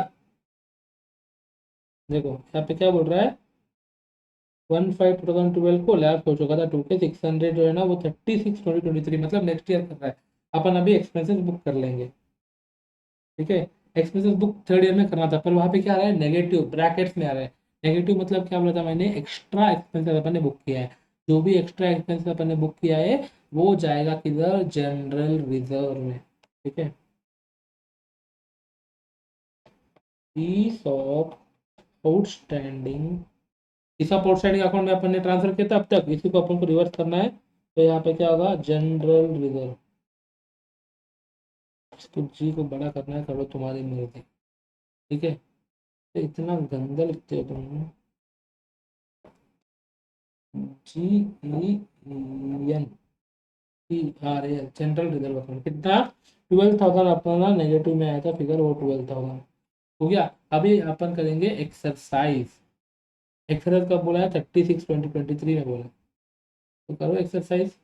यहाँ तक क्या था? एक्सपेंसेस को बुक किया। अभी अपन यहाँ पे मैं लिख देता हूँ एक्सरसाइज एंट्री। कितना सर? डेट 36/13। एक्सरसाइज के टाइम पे एक एंट्री अपन को याद रखना था, क्या था? पहले अकाउंट में पैसे आएंगे तो अपन क्या करेंगे? बैंक अकाउंट को करेंगे डेबिट, और बचा हुआ जो फेयर वैल्यू अपन ने किया था वो ईसॉप अकाउंट से जाएगा। तो क्या होगा? ईसॉप आउटस्टैंडिंग अकाउंट होगा, ये भी डेबिट। फिर थर्ड अपन इक्विटी शेयर इशू करेंगे, तो क्या करेंगे? इक्विटी शेयर कैपिटल अकाउंट को अपन ट्रांसफर कर देंगे उसको। इसके बाद जितना ज़्यादा पैसे से इशू किया है उतने का जाएगा सिक्योरिटीज प्रीमियम अकाउंट में। समझा? सर इसको कैसा होगा? देखो, एक क्वेश्चन अच्छे से पढ़ो। यहाँ पे क्या लिखा है? 600 ऑप्शन हैव बीन एक्सरसाइज, मतलब पहला 1000 था, उसमें से इस डेट पे 300 ऑप्शन जो है ना वो लैप हो चुका, मतलब बचा कितना? 700। उसके हिसाब से अपने एक्सपेंसेस बुक किया है।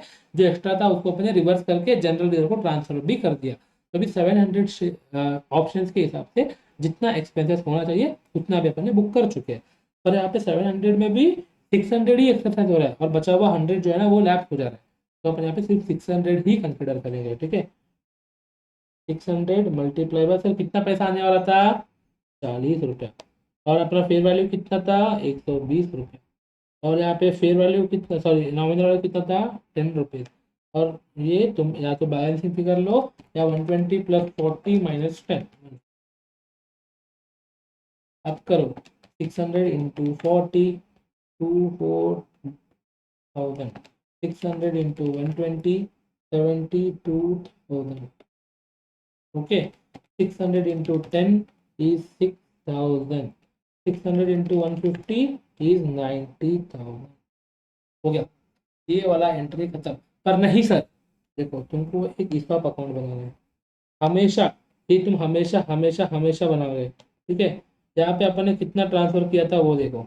फर्स्ट से देखो, यहाँ पे फर्स्ट अपन ने 48,000 ट्रांसफर किया। ठीक है, फिर सेकंड एंट्री अपन ने वापस से 48,000 ट्रांसफर किया। ठीक है, और यहाँ पे जनरल को कितना ट्रांसफर किया था उतना माइनस करो, क्योंकि उस अकाउंट से अपन निकाल रहे हो। 12,000 माइनस किया तो कितना हुआ? 84,000 अभी तक बचा है। ठीक है, यहाँ पे देखो 84,000 अभी तक बचा है इसमें। उल्टा दिख रहा होगा तुमको। इसमें से अपन जब एक्सरसाइज करने के टाइम पे कितना यूज किया? 72,000 यूज किया, मतलब -72,000 मैं और कर रहा हूँ। तो 12,000 रुपये इसमें और बच रहा है। तो यहाँ पे मैं लिख देता हूँ। ठीक है, पहले अपन ने 48,000 इसमें फर्स्ट ईयर में ट्रांसफर किया। फिर अपन ने 48,000 सेकेंड ईयर में ट्रांसफर किया। फिर थर्ड ईयर में अपन ने 12,000 इसमें से लेस कर दिया। ठीक है, और एक्सरसाइज करने के टाइम पे अपन ने 72,000 इसमें से लेस किया, तो और 12,000 बचेगा। दिस हमेशा you should transfer to general reserve. ठीक है, समझ गया ना? तुम हैंड राइटिंग पे तकलीफ कर रहे हो। ठीक है, ट्रांसफर टू जनरल। इससे नीट मैं ये लिख सकता हूँ भाई, देखो ट्रांसफर टू जनरल रिजर्व कितना अच्छे से दिख रहा है। ये 12,000 को ट्रांसफर करना है जनरल रिजर्व में। एंट्री क्या होगा sir? Simple sir, same entry of outstanding account debit to general reserve account. 12,000 जाएगा, 12,000 जाएगा। ओवर भाई साहब, ओवर। ठीक है, नेक्स्ट थर्ड क्वेश्चन। सेम है, third question is almost same in दिया। 12,000 जो बचा था वो अपन ने ट्रांसफर कर लिया। ये वर्किंग नोट जो है ना, इतना 2-3 वर्किंग नोट करके दिया है। मैंने जो टेबल दिया है ना, दैट इज बेस्ट। तुम वो करो, तुम्हारा पूरा का पूरा उसमें आ जाएगा। जर्नल एंट्री तुमको याद रहेगा, डेबिट क्या करना है क्रेडिट क्या करना है याद रहेगा। एक बार वो तुम वर्किंग नोट बना दोगे ना, वहाँ से अमाउंट पिक करना है, यहाँ पे अमाउंट लेके पेस्ट करना है। Copy paste copy paste copy paste, example खत्म, क्वेश्चन खत्म, हिसाब खत्म, 5 मार्क खत्म। 5 मार्क जेब के अंदर। तुमको 40 चाहिए तो 5 मार्क याद आएगा, तुमको 60 चाहिए तो भी तुमको 5 मार्क याद आएगा। इसमें 1 मार्क भी खोना नहीं है अपन को। ठीक है, 1 घंटा हो गया गाइस। सर 1 घंटा 15 मिनट में खत्म हो जाएगा बोले थे आप, मैं क्या करूँ बताओ? डिटेल में कर रहे हैं ना यार अपन, डेबिट क्या हो रहा है, क्रेडिट क्या हो रहा है, डेबिट क्यों हो रहा है, जर्नल एंट्रीज जो 11th में तुम पढ़ेंगे उसका भी मैं यहाँ पे रेफरेंस दे रहा हूँ, थोड़ा बहुत टाइम लग रहा है। चलो P limited granted options for 8000 equity shares of nominal value of ₹10 each, मतलब 8000 ऑप्शन दे रहे, एक शेयर का वैल्यू नॉमिनल वैल्यू ₹10 है। ऑन 1 अक्टूबर, देखा यहाँ पे मिड ईयर हुआ, तो यहाँ पे क्या अपन 6 मंथ्स ये फर्स्ट ईयर में कैलकुलेट करेंगे, बचा हुआ अपन बाद में कैलकुलेट करेंगे, ठीक है।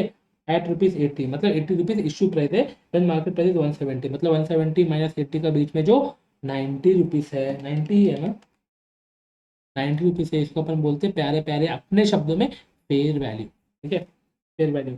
वेस्टिंग पीरियड जो है 4.5 साल है, ठीक है।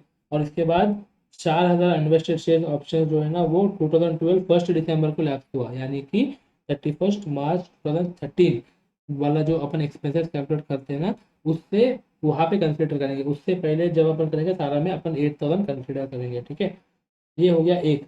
और 3000 ऑप्शन पे एक्सरसाइज, मतलब 8000 अपन इश्यू किया था, उसमें से सिर्फ 3000 ही अपन एक्सरसाइज हो रहा है 30 सितंबर 2025 को, और बचा हुआ 1000 जो आखिरी में वापस से लैप हो रहा है, same like previous question, number change है वहाँ पे, यहाँ पे सिर्फ और सिर्फ नंबर चेंज है और वेस्टिंग पीरियड चेंज है, बाकी सब सेम है।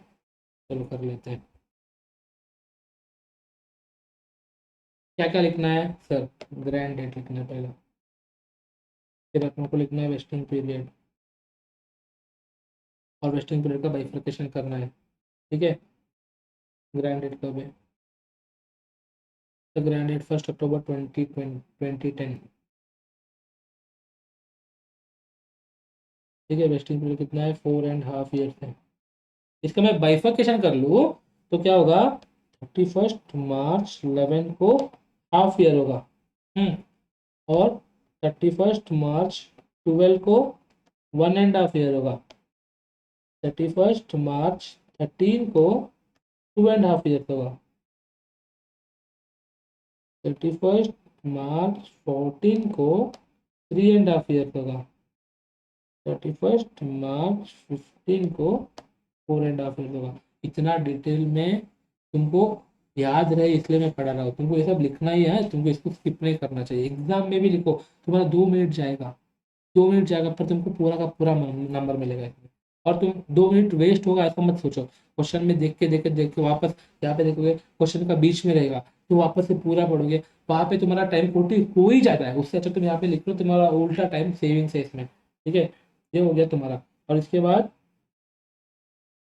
जो प्राइस कितना था, आई गेस 80, और मार्केट प्राइस कितना था, आई गेस 170, और ₹90 इज फेयर वैल्यू। एक बार देख लेता हूँ, 170, 80, ठीक है। और इसके बाद ये ऑप्शन लैब को है ना, इसको भी तुम चाहे तो यही पे देखो, तुम्हारा और इजी हो जाएगा, देखो कब है, 4000 इन्वेस्टेड ऑप्शन ऑन 1 दिसंबर 2012, यानी कि 1 दिसंबर 2012, मतलब तुम कहाँ पे करोगे, यहाँ पे 4000 लैब, तो इससे पहले तो तुम वैसे ही करोगे, ये तुम कर लोगे ना, तुमको वापस क्वेश्चन ओपन करने का जरूरत भी नहीं होगा। और एक्सरसाइज कब हो गया वो भी लिख लो, खत्म कहानी। 30 सितंबर 2015 को एक्सरसाइज हुआ है, एक्सरसाइज 30 सितंबर 2015, मतलब 6 मंथ्स आफ्टर कंप्लीशन, ठीक है। इसमें पूरा का पूरा क्वेश्चन आ गया होपफुली। अब अपन सॉल्व करते हैं, सर सॉल्व करने से पहले क्या करना है, वर्किंग।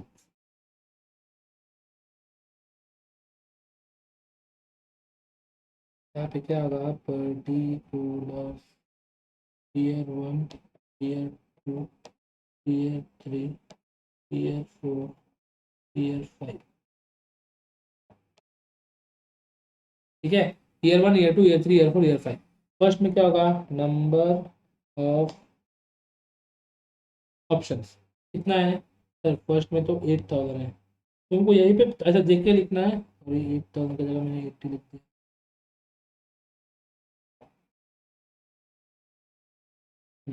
तुमको यहीं पे देख के लिखना है, तो ऐसा भी कर सकते हो, देखो यहाँ पे 8000 था, यहाँ पे सेकेंड ईयर 31 3 2012 में भी अपन 8000 लेके ही करेंगे, और यहाँ पे 4000 लैप्स हो गया, तो यहाँ पे 4000, और यहाँ पे 4000, और यहाँ पे 4000, क्योंकि आखिरी में जो एक लैप होता है ना वो आफ्टर वेस्टिंग पीरियड होता है, तो अपन चार चार, तुम ऐसा वर्टिकली करना है, तुम्हारा और जल्दी हो जाएगा। नंबर ऑफ ऑप्शन के बाद क्या आता है, फेयर वैल्यू, सब में 90 है ना, 90 90 90 90 90। सर 90 का मतलब कुछ और ही याद आता है, देखो पढ़ाई करो पढ़ाई। Number of options, fair value, fair value के बाद और क्या है, एक्सपायर्ड वेस्टिंग पीरियड में,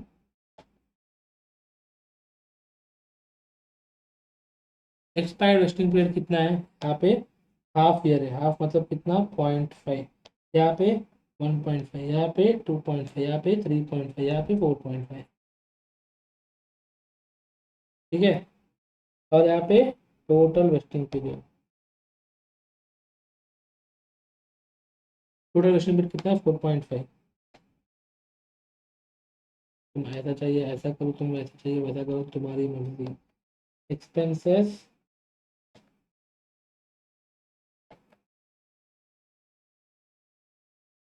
expenses already recognised, expense already recognise में क्या आएगा, फर्स्ट ईयर में तो जीरो आएगा, सेकेंड ईयर का अपन लास्ट में करके वहाँ पे ट्रांसफर कर लेंगे, एक्सपेंसेस टू बी बुक।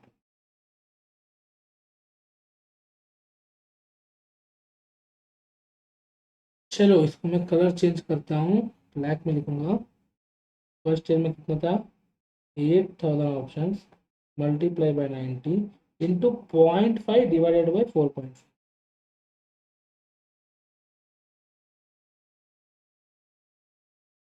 80,000,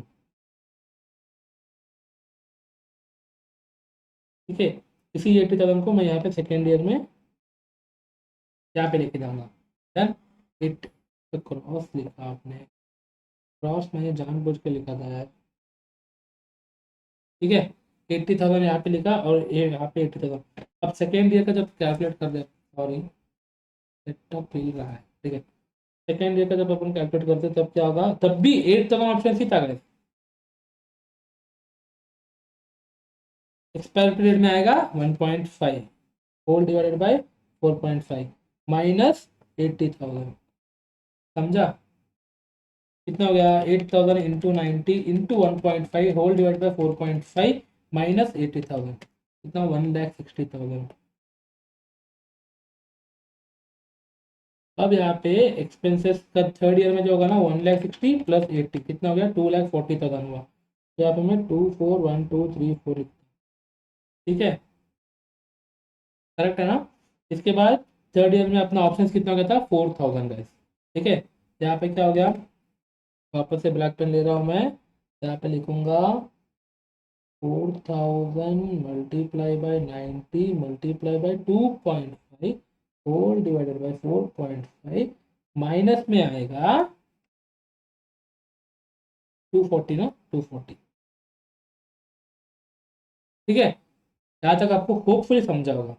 इसको मैं करूँगा 4,000 multiply by 90 multiply by 2.5 is already expired period divided by total vesting period, तो आंसर आया 2 लाख। पर अपने ऑलरेडी एक्सपेंस कितना बुक किया है 2,40,000, तो यहाँ पे मैंने 2,40,000 किया, तो नेगेटिव में 40,000 आया मेरा। मैं वापस यहाँ पे लिखूंगा -40,000। नेगेटिव मतलब क्या, ट्रांसफर टू जनरल रिजर्व, कहाँ से, फ्रॉम इसाब आउटस्टैंडिंग अकाउंट। अब फोर्थ में 4,000 है, ठीक है। पर यहाँ पे क्या आएगा 2 लाख आएगा। क्यों सर 2,40,000 से 2 लाख, क्योंकि 2 लाख में से 40,000 अपन ने नेगेटिव किया, इन दोनों को टोटल किया तो 2,40,000, ठीक है। यहाँ पे मैं वापस से ब्लैक पेन लूंगा, इसका मैं यहीं पे कर रहा हूँ, ऊपर ही करूँगा, तो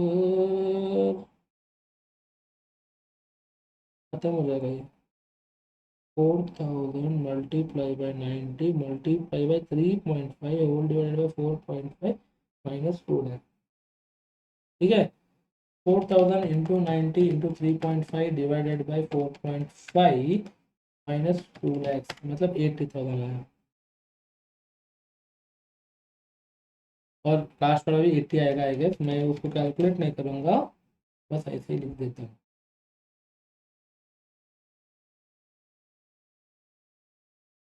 280, यहाँ पे वापस से 80, ठीक है, समझा होगा। इसको मैंने वापस से नहीं किया, बस चालू किया है, आप देख लेना उसको। अपना यहाँ पे मेजर चंक जो था ना वो खत्म हो गया, अब इस वक्त सेम एंट्री रिपीट, आखिर में एक्सरसाइज का एंट्री खत्म। इन द बुक्स ऑफ, कौन था भाई?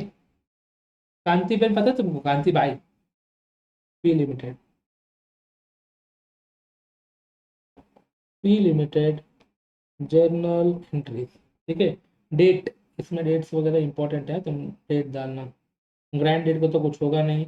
31/3/2011 फर्स्ट। 31/3/2011 सर। एंट्री क्या होगा?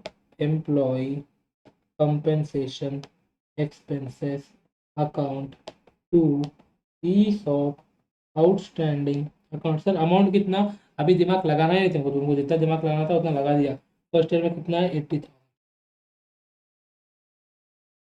हो गया। सर इसको पीएनएल में ट्रांसफर करना है तो क्या होगा? PNL account to employee compensation expenses account, वही 80,000 को ने पीएनएल में ट्रांसफर कर दिया। हो गया। अब आ गया 31/3/12 same.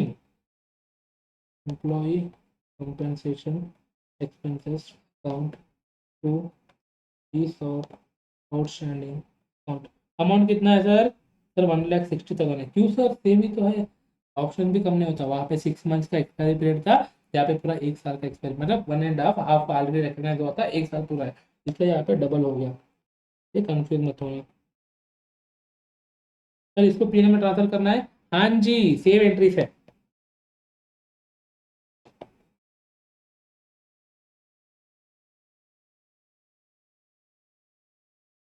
Employee compensation expenses account. ठीक है। 2 साल हो गया। अभी थर्ड ईयर देखो। थर्ड ईयर में कितना है? 40,000 का रिवर्स है। रिवर्स मतलब अपन क्या करते हैं? सर हमको तो अभी ये सब बहुत पुराना जैसा लग रहा है। इस ऑफ अकाउंट को अपन डेबिट करते हैं और अपन जो ट्रांसफर करना है उसको अपन करते हैं जनरल रिजर्व में। कितना सर? सर अमाउंट कितना है? 40,000 आया है।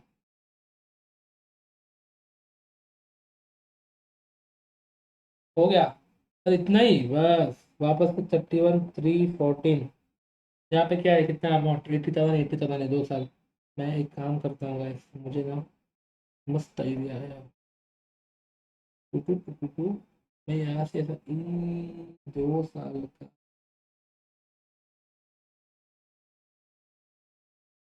ले लिया। एक मैंने ऐसे क्लिक किया, पूरा डुप्लीकेट करो। डुप्लीकेट का यहाँ पे मैं चिपका सकता हूँ।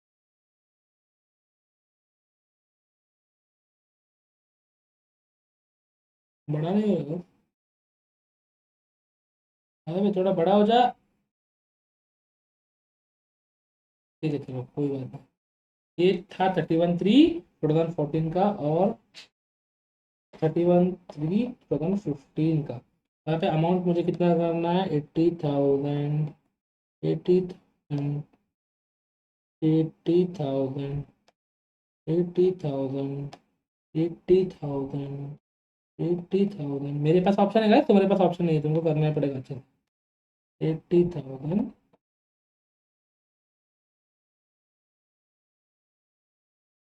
ये हो गया अपना एक्सपेंसेस बुक। अभी अपन को करना है एक्सरसाइज एंट्री।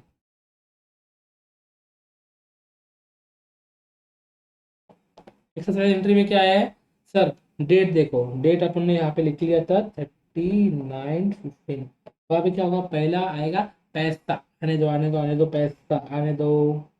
बैंक अकाउंट को अपन करेंगे डेबिट, और उसके बाद जितना फेयर वैल्यू है उतना अपन करेंगे ईसॉप अकाउंट को डेबिट। अब आउटस्टैंडिंग अकाउंट डेबिट। इसके बाद अपन इक्विटी शेयर कैपिटल अकाउंट को करेंगे क्रेडिट। तो ऐसा मुंह जुबानी हो जाना चाहिए तुमको अब तक। ठीक है। कितना हुआ है? 2 घंटे। 2 घंटे नहीं, थैंक गॉड मैं डर गया। 1 hour 20 minutes हुआ है। To securities premium. Securities premium को हम लोग प्यार से क्या बुलाते हैं पता है क्या? सेक प्री। सेक प्री। ठीक है। फिर बैंक अकाउंट में कितना आएगा? सर कितना ऑप्शन एक्सरसाइज हुआ है वो देखो। एक्सरसाइज सिर्फ 3,000 ही हुआ है। 3,000 मल्टीप्लाई बाई कितना था? 80 rupees issue, 170 market, 90 fair value, तो यहाँ पे कितना आएगा? 80 आएगा। ठीक है। 80। और यहाँ पे 3000 मल्टीप्लाई बाई 90 फेयर वैल्यू है, और यहाँ पे 3000 मल्टीप्लाई बाई 10 रुपया मात्र। यहाँ पे बैलेंसिंग फिगर तो लो, या फिर तुम 80 प्लस 90 करो, 170 माइनस 10 160 एज योर विश। ठीक है, 3000 multiply by 80 is 241234। 3000 multiply by 90 is 271234। 3000 multiplied by 10 is 31234, और 3000 into 160 is 48123। खत्म गाइस। सर आपने बोला था मुझे इस अकाउंट को तुमको ड्रॉ करना है पहले। यस, देखो ऐसा करो, ईज ऑफ आउटस्टैंडिंग अकाउंट। पहला तुमने कितना दिया डाला था इसमें, वो सब देखो। सर फर्स्ट ईयर में 80,000, सेकेंड ईयर में 160,000। हाँ कैलकुलेट करो, 80 160। सर थर्ड ईयर में रिवर्स 40 हुआ था, लिख लो। फर्स्ट ईयर में 80,000, सेकेंड ईयर में 160,000, थर्ड ईयर में 40 रिवर्स किया था अपन ने, मतलब जनरल रिजर्व को ट्रांसफर किया था। और फोर्थ ईयर में वापस से 80 का हुआ था। शाबाश, 80 का 80 का। और अभी एक्सरसाइज करने के टाइम पे कितना यूज किया, 2,70,000 सिर्फ। वापस से एक बार देखा, 3,000 इंटू 90, यस 2,70,000। फिर 2,70,000 यूज किया। शाबाश, कितना बचा है देखो, 80 160 माइनस 40 प्लस 160 माइनस 270, बचा कितना, 90,000 और बचा है। ठीक है, ये 90,000 को अपन को ट्रांसफर करना है जनरल रिजर्व को। एंट्री क्या होगा, ESOP outstanding account debit to general reserve account. इसको तुम एंट्री पहले कर लेना, बाद में तुम्हें उसको वर्किंग नोट जैसे बता सकते हो, कोई कुछ नहीं करेगा तुमको। ठीक है, ठीक है, मैं ही यहाँ पे कर दूँ। ओके, अपने पास तो ऑप्शन है। ठीक है, इसको मैं लेके जाता हूँ नीचे, और इसको मैं लेके जाता हूँ ऊपर।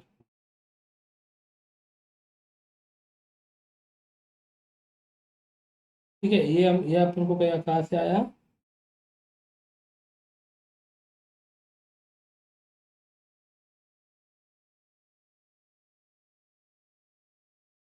ठीक है,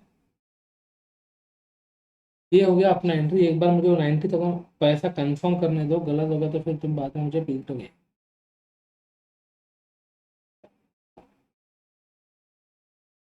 इसॉप डन, 1 आवर 22 मिनट्स में इसॉप डन किया है। स्टार्टिंग का पंचायत उत्सव अगर सोचेंगे तो 1 आवर लगभग लगभग 10-11 मिनट्स में खत्म किया अपन ने।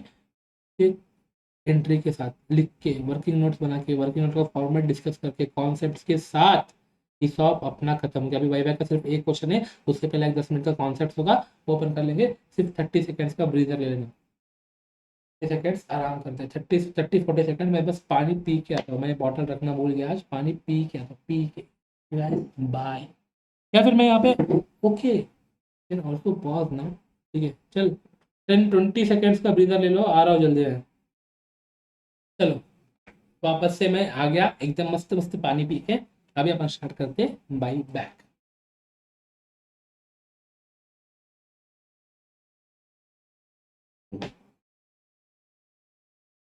Buy back of shares, buy back of shares, buy back of shares.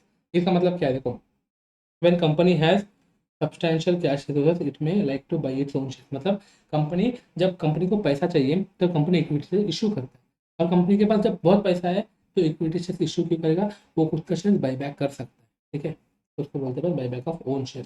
When, कब कर सकता है, particularly when it's value in the market is much lower than the book value. मतलब बुक वैल्यू 10 रुपये का है और उससे कम मार्केट में मिल रहा है, तो कंपनी क्या करता है, सस्ते में निपट जाएंगे। लेने के टाइम पे हम 10 रुपये का लेते हैं, प्रीमियम के साथ लिए होंगे, अब अपन को कम देना पड़ रहा है तो अपन ले लेंगे। When the company perceives to be its true value, मतलब अपना ट्रू वैल्यू के पास जाना चाहता है तब।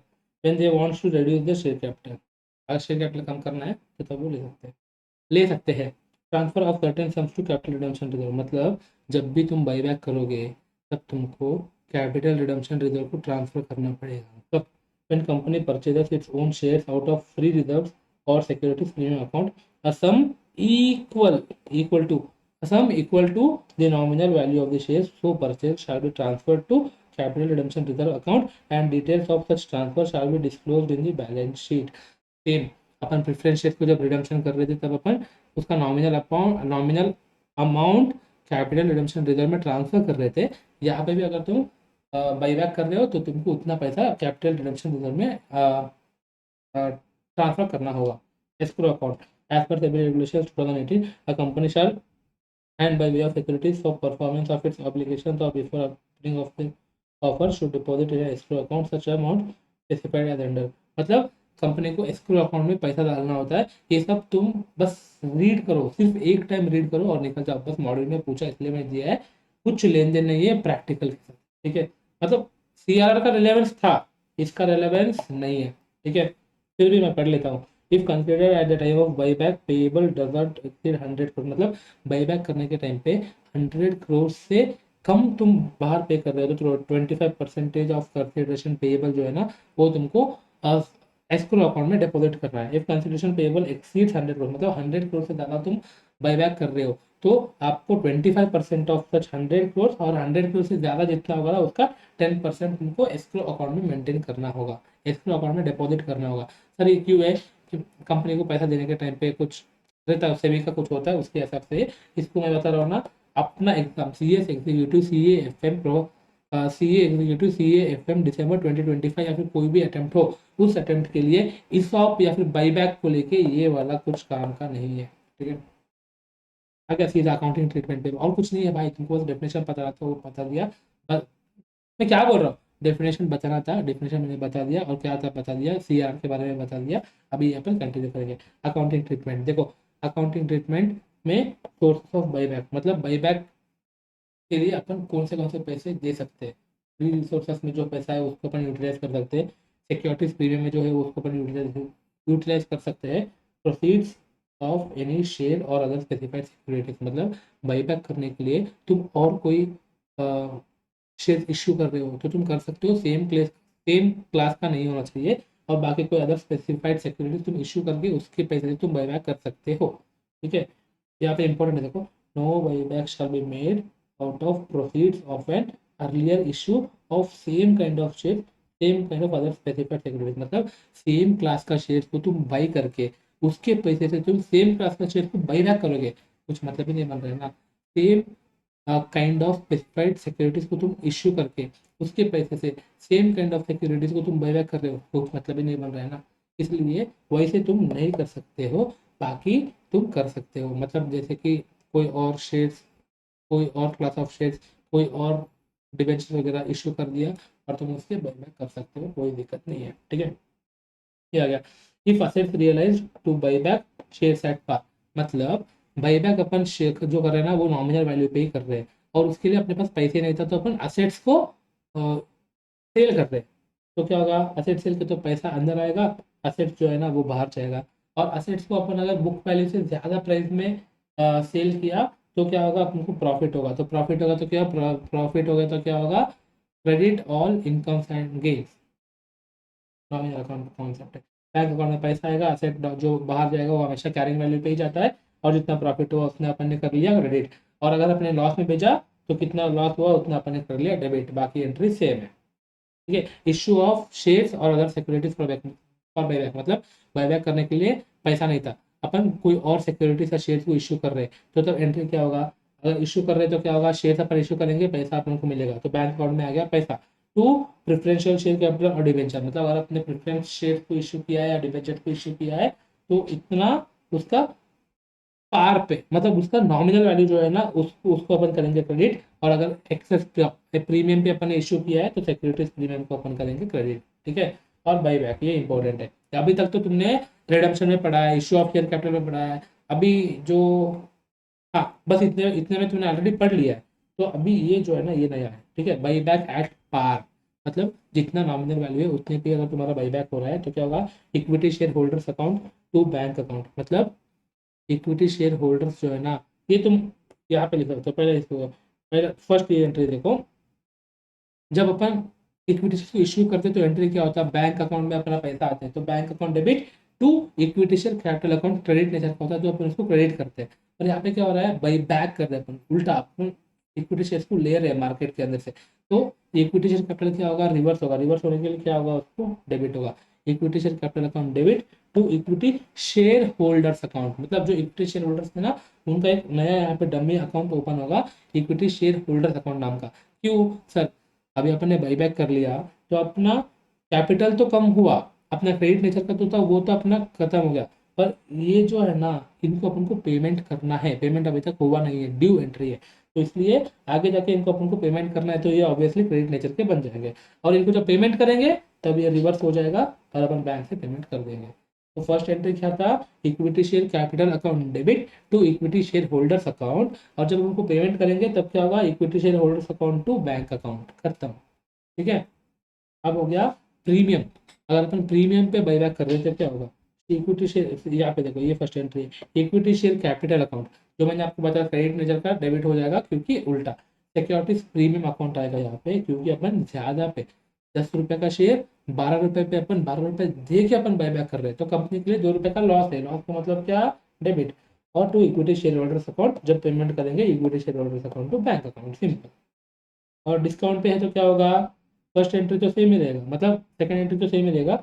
यहाँ पे ये फर्स्ट एंट्री मान के चलते हैं अपन, equity share capital account reverse हुआ, debit equity share holders account, उनको देना था तो वो क्रेडिट कर दिया, कैपिटल रिजर्व बचा हुआ 10 रुपए का शेयर था, आपने 8 रुपए में खरीदा, इनको सिर्फ 8 रुपए दे रहे हो तुम।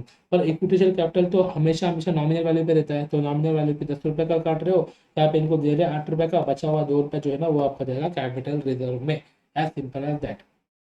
और ये देखो, mandatory transfer of nominal value of buyback shares to capital redemption reserve account, अभी अपने ऊपर बात करके आए ना भाई, तुम फ्री रिजर्व से डाल रहे हो तो फ्री रिजर्व, तुम सिक्योरिटीज प्रीमियम से डाल रहे हो तो सिक्योरिटीज प्रीमियम, इन दोनों को तुमको यूज करके जितना भी नॉमिनल वैल्यू है ना उतना तुम कैपिटल रिडम्पशन रिजर्व पे, यहाँ पे मेरा दीदी ने उल्टा लिखा है, कैपिटल रिडम्पशन रिजर्व अकाउंट है।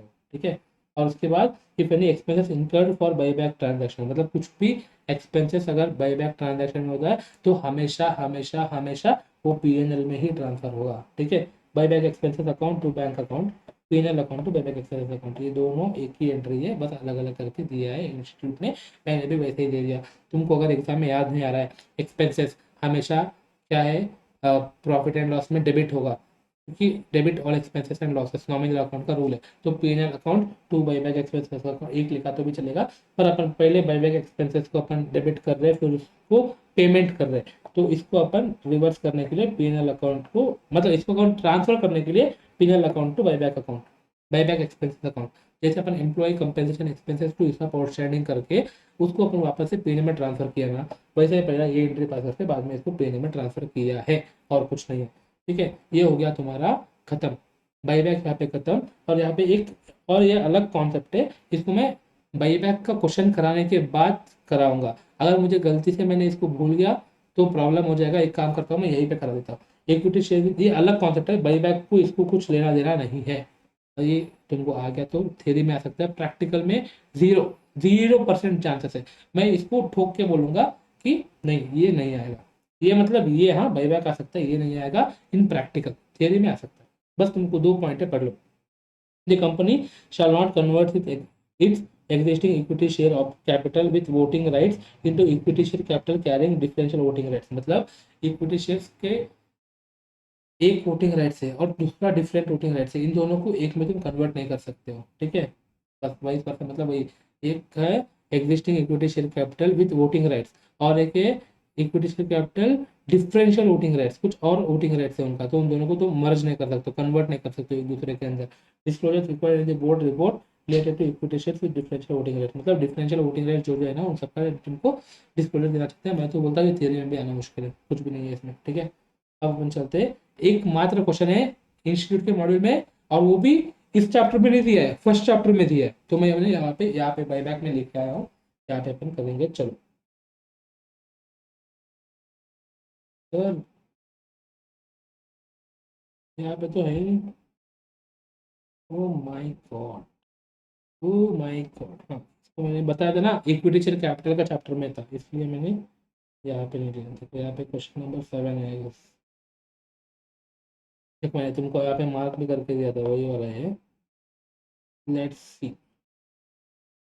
ठीक है,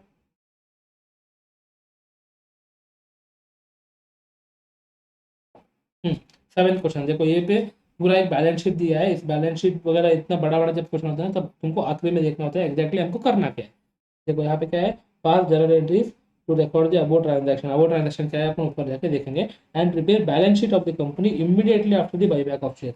मतलब पहले तुमको जर्नल एंट्रीज भी करना है, फिर तुमको बैलेंस शीट भी करना है। एग्जाम में इतना बड़ा क्वेश्चन आएगा नहीं, या तो तुमको एक पूछेगा, दोनों पूछ ले तो 10 नंबर का आएगा, which is not possible, rare है बहुत।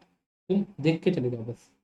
ठीक है, अब ऊपर का पढ़ेंगे क्या है। On 1 April 2023 the share holders of the company have approved the scheme for buyback of equity shares and under. मतलब इक्विटी शेयर्स को बाईबैक कर रहे हैं, क्यों कर रहे हैं sir. 5% of equity shares bought back of at rupees 15। मतलब 5% इक्विटी शेयर, कितना 5% किसका, 5% इक्विटी शेयर कैपिटल का। इक्विटी शेयर कैपिटल कितना है अपन यहाँ पे देखेंगे, चलो देखो शेयर कैपिटल कितना है, 10 लाख का है। ये 10 लाख में ये नोट नंबर 1 है। नोट नंबर 1 यहाँ पे आके अपन को पढ़ना होगा। नोट नंबर 1 में क्या लिखा है, शेयर कैपिटल है, अथोराइज शेयर कैपिटल है, issued subscribe and called up and paid up share capital है सिर्फ 1 lakh equity share of rupees 10 each। मतलब 10 lakh total equity share capital है, उसमें से अपन कितना करेंगे 5%। 5% मतलब कितना होगा, 50,000 रुपीज का नॉमिनल वैल्यू का अपन बाईबैक करेंगे। और कितने पे, एक शेयर कितने का, 10 रुपए। और अपन कितने पे कर रहे हैं, 15 रुपए का, यानी बाईबैक एट प्रीमियम का कॉन्सेप्ट है ये। ठीक है, चलो यहाँ तक अपन को पता चला। और बाईबैक यहाँ तक अपन ने पढ़ा था, यहाँ तक अपन को पता चला। 12% debentures to be issued of rupees 10,000 to finance the buyback and balance from the general reserve में भी यूटिलाइज फॉर द पर्पज। मतलब बाईबैक करने के लिए जो है ना, वो जनरल रिजर्व से अपन पैसा यूज करेंगे, पर इसके लिए 10,000, ओनली 10,000 रुपीज का, नॉट 10,000 डिवेंचर का, रुपीज लिखा है। 10,000 रुपीज का 12% डिवेंचर अपन इश्यू करेंगे। सर डिवेंचर्स अभी तक अपन ने पढ़ा ही नहीं है, प्रेफरेंस शेयर अपन ने पढ़ा है ना, इक्विटी शेयर अपन ने पढ़ा है ना। इश्यू करने के टाइम पे सिंपल है, बैंक में पैसे आता है टू इक्विटी शेयर कैपिटल अपन जैसे करते थे, यहाँ पे अपन 12% डिवेंचर्स करेंगे, क्योंकि दोनों का दोनों कैपिटल नेचर का है, दोनों का दोनों क्रेडिट नेचर का है। ठीक है, सिंपल। देखो यहाँ पे premium paid on buyback of share should be met from securities premium account. ये क्यों बुला है सर, CRR अकाउंट के लिए। और investment would be sold at 2,75,000। मतलब इन्वेस्टमेंट अपन बेच जाए कितने में, 2,75,000 में। सर इन्वेस्टमेंट प्रॉफिट में बेचा, लॉस में बेचा, कितने में बेचा, इसके लिए तो वापस से देखो यहाँ पे, यहाँ पे sir non current liability, long term borrowings, नहीं नहीं नहीं, नॉन करंट इन्वेस्टमेंट। इन्वेस्टमेंट कितने, नॉन करंट इन्वेस्टमेंट्स, मैं क्या कर रहा हूँ, 1,50,000 नॉन करंट इन्वेस्टमेंट, 1,50,000 का। अब यहाँ पे अपन ने भेजा कितना है, तो 275। अरे काश, कितने में, 1 लाख, 2,75,000 माइनस 1,50,000, मतलब 1,25,000 प्रॉफिट पे बेचा है। तो यहाँ पे क्या बोला, पहला जर्नल एंट्रीज पास करने बोला, फिर बैलेंस शीट करने बोला। चलो अपन करते हैं। इसके अलावा जर्नल एंट्रीज के लिए तो इतना ही काफी है। बैलेंस शीट प्रिपेयर करने के टाइम पे हम बैलेंस शीट में और क्या क्या है सब जाके देख लेंगे। ठीक है, भाई मैं इसी में लिख देता हूँ गाइस। सर क्वेश्चन ये चेंज करेंगे क्या, ओके गाइस, ब्लू लेते हैं, ब्लू।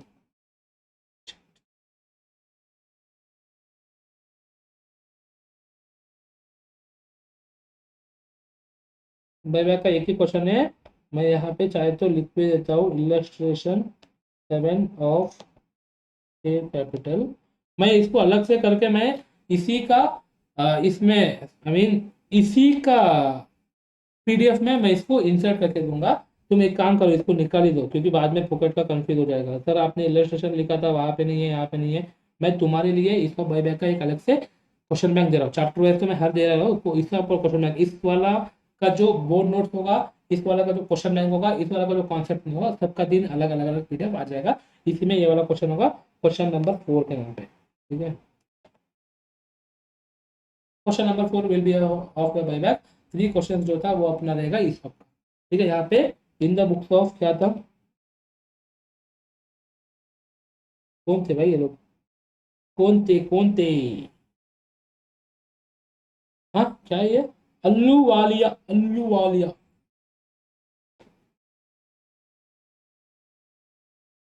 अल्लू वालिया लिमिटेड जर्नल एंट्रीज। ठीक है, फर्स्ट एंट्री क्या होगा सर, फर्स्ट एंट्री हमेशा हमेशा पैसे पहले इकट्ठा करेंगे, बाद में जाके अपन बाई बैक के लिए पे करेंगे। तो फर्स्ट एंट्री मैं लिखूंगा sale of investments. Sale of investments में अपन पहला सेल करेंगे। सेल किया तो क्या होगा, पैसे आएंगे। पैसे आएंगे तो एंट्री क्या होगा, बैंक अकाउंट डेबिट। और असेट क्या होगा, बाहर जाएगा तो क्या होगा, टू इन्वेस्टमेंट्स अकाउंट। और यहाँ पे क्या हुआ है, प्रॉफिट हुआ है। प्रॉफिट हमेशा क्या होता है, to profit and loss. Sir पैसा कितना, 2,75,000 पे अपन ने पैसा लिया था। और इन्वेस्टमेंट्स कितने पे, कैरिंग वैल्यू था 1,50,000 पे था। और अपना 1,25,000 प्रॉफिट हुआ। ये हो गया इन्वेस्टमेंट सेल का एंट्री खत्म। अभी अपन डिबेंचर्स को इश्यू करना है, ठीक है। तो यहाँ पे डिबेंचर्स इशू, डिबेंचर इशू करने के टाइम पे अपने अकाउंट में पैसा आएगा कितना, बैंक अकाउंट डेबिट। सर यहाँ पे तो सिर्फ 10,000 रुपये का डिबेंचर इशू किया है, शाबाश। और यहाँ पे सिंपल एंट्री है, 12% डिबेंचर्स। क्यों, क्योंकि सर यहाँ पे पार डिस्काउंट कुछ भी नहीं बोला था, 10,000 का ये बोला था, हमने इसको पार मान के चला। अब थर्ड होगा by back.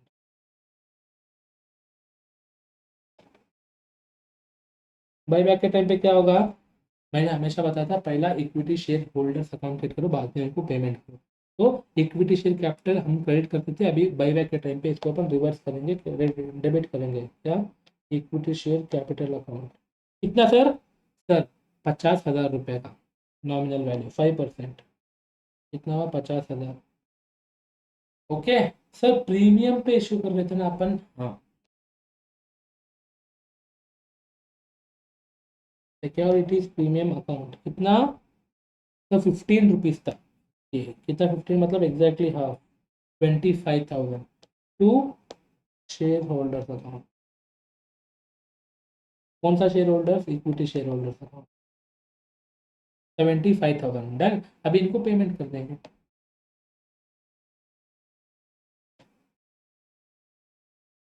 Share holders account payment करने के टाइम पे हमेशा यूज होता है बैंक 75,000 डन। और कुछ बोला था, नहीं सर, CRR का एक एंट्री है बस।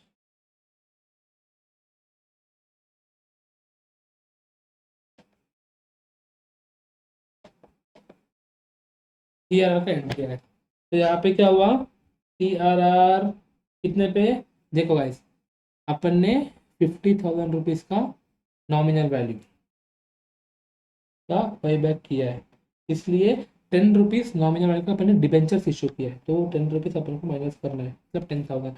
ये अपन ने रिडम्पशन ऑफ प्रेफरेंस के टाइम पे पढ़ा है, मैंने वापस यहाँ पे रिपीट नहीं करने वाला। तो अपन को कितना 40,000 का यहाँ पे क्रिएट करना है। तो यहाँ पे जनरल रिजर्व लिख देता हूँ मैं, अपन सिक्योरिटी स्कीम भी लिख सकते हैं। फ्री रिजर्व में जनरल आता है, सिक्योरिटी स्कीम भी लिख दो, सिक्योरिटी स्कीम भी लिखो चलेगा। टू कैपिटल रिडेम्पशन,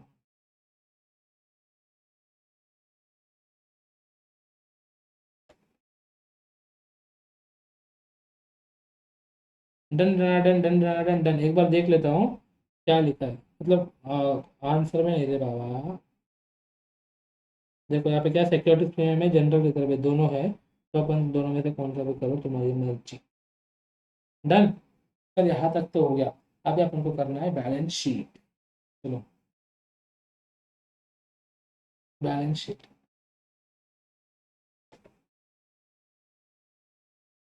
अब क्वेश्चन को देख देख के करना है, ठीक है। इक्विटी एंड लाइबिलिटी सेम एक ऐसा वैसा ही फॉलो करना है बस। फर्स्ट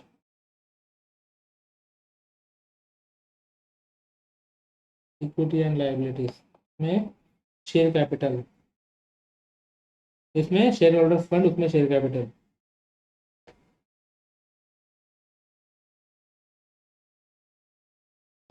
उसमें शेयर कैपिटल, इसी में रिजर्व एंड सरप्लस आएगा, ठीक है। और non current liability long term borrowings, मैं यहाँ पे सीधा लॉन्ग टर्म बोरोइंग्स लिख देता हूँ, तुम कर लेना। और इसके बाद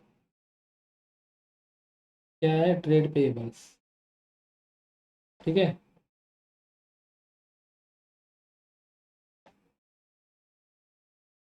ट्रेड पेबल्स, ठीक है। कितना अपन ने कर लिया, मुझे बस 1 सेकंड टाइम दो गाइस, कंटिन्यूसली 2 बार कर रहा है। ओके गाइस, देखो ट्रेड पेबल्स यहाँ पे क्या था, पहला शेयर कैपिटल कितने का था, 10 लाख रुपए का था। 1 2 3 4 5 6, इसमें से अपन ने 75,000 रुपये का वापस ले लिया, तो कितना हुआ, 951 2 3 4, 9,50,000। रिजर्व एंड सरप्लस का अलग से नोट्स बनाएंगे। बोरेंस में कितना था पहले, लॉन्ग टर्म बोरेंस 4 लाख का था। अभी अपन ने 10,000 का और इशू किया है डिवेंचर, तो यहाँ पे 4 लाख प्लस 10,000, 4,10,000 हो गया। इसके अलावा और क्या था, ट्रेड पेएबल 60,000, ठीक है।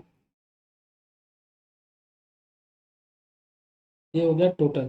सर हमको रिजर्व एंड सरप्लस करना है, ठीक है, आ जाओ। रिजर्व एंड सरप्लस पे यहाँ पे नोट्स बनाता हूँ।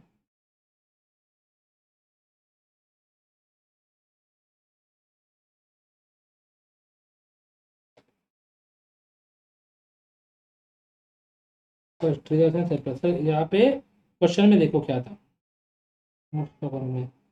सिक्योरिटीज प्रीमियम 2 लाख का था, जनरल रिजर्व 5,05,000 का था, ठीक है। यहाँ पे देखो सिक्योरिटीज प्रीमियम 2 लाख का था, ठीक है। उसमें से अपन ने बाईबैक का इश्यू करने के टाइम पे कितना यूज कर लिया है, 25,000 का यूज किया है, ठीक है। लेस बाईबैक प्रीमियम 25,000, कितना हो गया ये, 1,75,000, ठीक है। अपन ने नया कुछ इश्यू करने के टाइम पे प्रीमियम पे नहीं किया था, तो इतना हो गया। अभी हो गया अपना जनरल रिजर्व, ये कितने का था, 5,05,000 if I am not wrong, yes 5,05,000। इसमें से अपन ने CRR में कितना ट्रांसफर किया, ट्रांसफर टू CRR कितना किया था, आई गेस 40,000, ठीक है। तो ये 40,000 यहाँ पे हो गया लेस, तो ये कितना हुआ, 5,05,000 माइनस 40,000 इज 4,65,000। मैं इसको भी आउटर कॉलम में लिख देता हूँ, 1,75,000, 4,65,000। अभी CRR नया क्रिएट हुआ है, CRR is also part of capital, sorry reserve and surplus. CRR आ गया 40,000। इसके साथ साथ प्रॉफिट एंड लॉस में अपन को 1,25,000 प्रॉफिट हुआ था, कहाँ पे, सेल ऑन इन्वेस्टमेंट।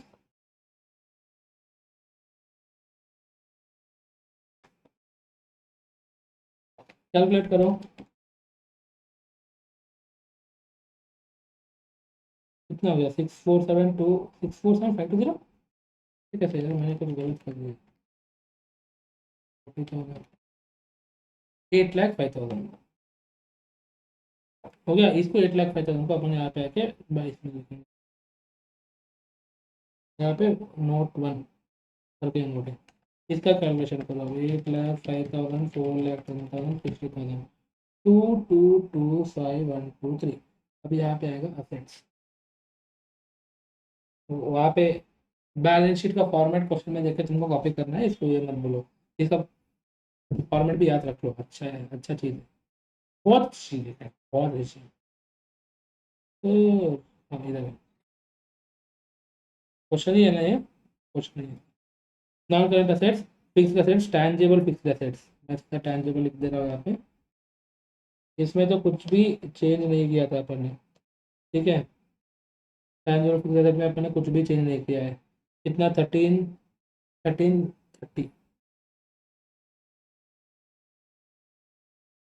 13,30,000। अभी इसके बाद नॉन करेंट इन्वेस्टमेंट्स 1,50,000 का था, जो अपन ने सेल कर चुका, तो अब उनको यहाँ पे उसको कुछ लिखेंगे नहीं। करंट असेट्स में क्या है, 1,00,000, 1,00,000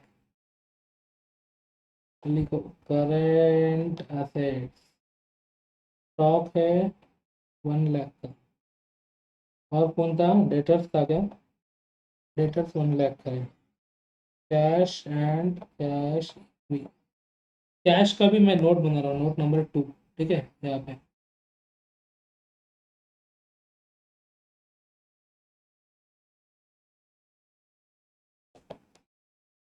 कैसा करना है इसको, सर ओपनिंग कितना है देखो, ओपनिंग क्वेश्चन में जाके देखो कितना था। सर क्वेश्चन में कैश एंड कैश 4,85,000 है, ठीक है। यहाँ पे लिखो ओपनिंग 4,85,000, इसमें से प्लस इन्वेस्टमेंट सेल करने के टाइम पे आपको 2,75,000 मिला था। सेल ऑफ इन्वेस्टमेंट कितना था? 2,75,000 मिला था, राइट। सर डिबेंचर इशू किया था, वहां पे 10,000 मिला था ऊपर।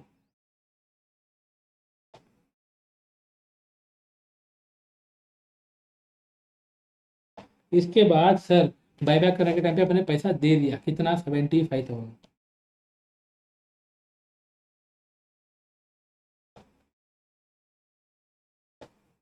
उल्टा लिखा गया मैंने।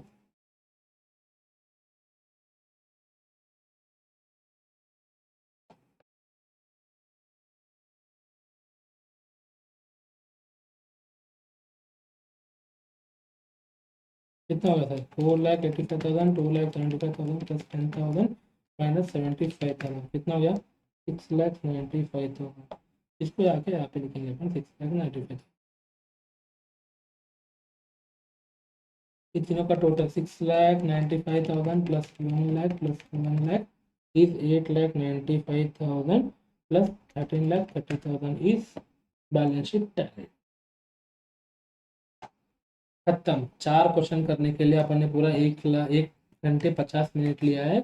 इसमें से टाइम पास हुआ होगा 10 से 15 मिनट का। सर टाइम पास मतलब भी आप इसके बारे में बताया है, बाकी सब देखो अपना पूरा अच्छे से सब चीज़ अपन ने लिख के किया है, ठीक है। डिटेल्ड रिवीजन में इसॉप में से अपन ने 3 क्वेश्चन, बाईबैक का 1 क्वेश्चन लिख के किया है। इतना टाइम, अंडर राइटिंग 2 घंटे में सारे क्वेश्चन हो जाएंगे, उसका दिक्कत मत लो। 10 मिनट आगे 10 मिनट पीछे हो सकता है, ठीक है। कुछ नहीं गाइस, अच्छे से पढ़ो पढ़ो पढ़ो पढ़ो पढ़ो, पढ़ाई के अलावा और कुछ करना ही नहीं है, पर सिर्फ पढ़ाई करना है, ठीक है। चलो bye, all the best. Please हाँ सब्सक्राइब कर देना, लाइक कर देना, पूरा वीडियो देखो, बीच बीच में मत देखो। पूरा वीडियो देखने के बाद तुम डिसाइड करो तुमको क्या करना है। सब्सक्राइब करो यार, एग्जाम खत्म होने के बाद तुम चले जाओ, फर्क नहीं पड़ेगा। जो भी करना है अपन को इसी अटेम्प्ट में करना है। December 25 में अपन को पक्का पक्का पक्का पास होना है। चलो बाय। जब चाहिए तब आप मैसेज करो, जो करना है करो, डाउट पूछो, 24/7 सपोर्ट रहेगा।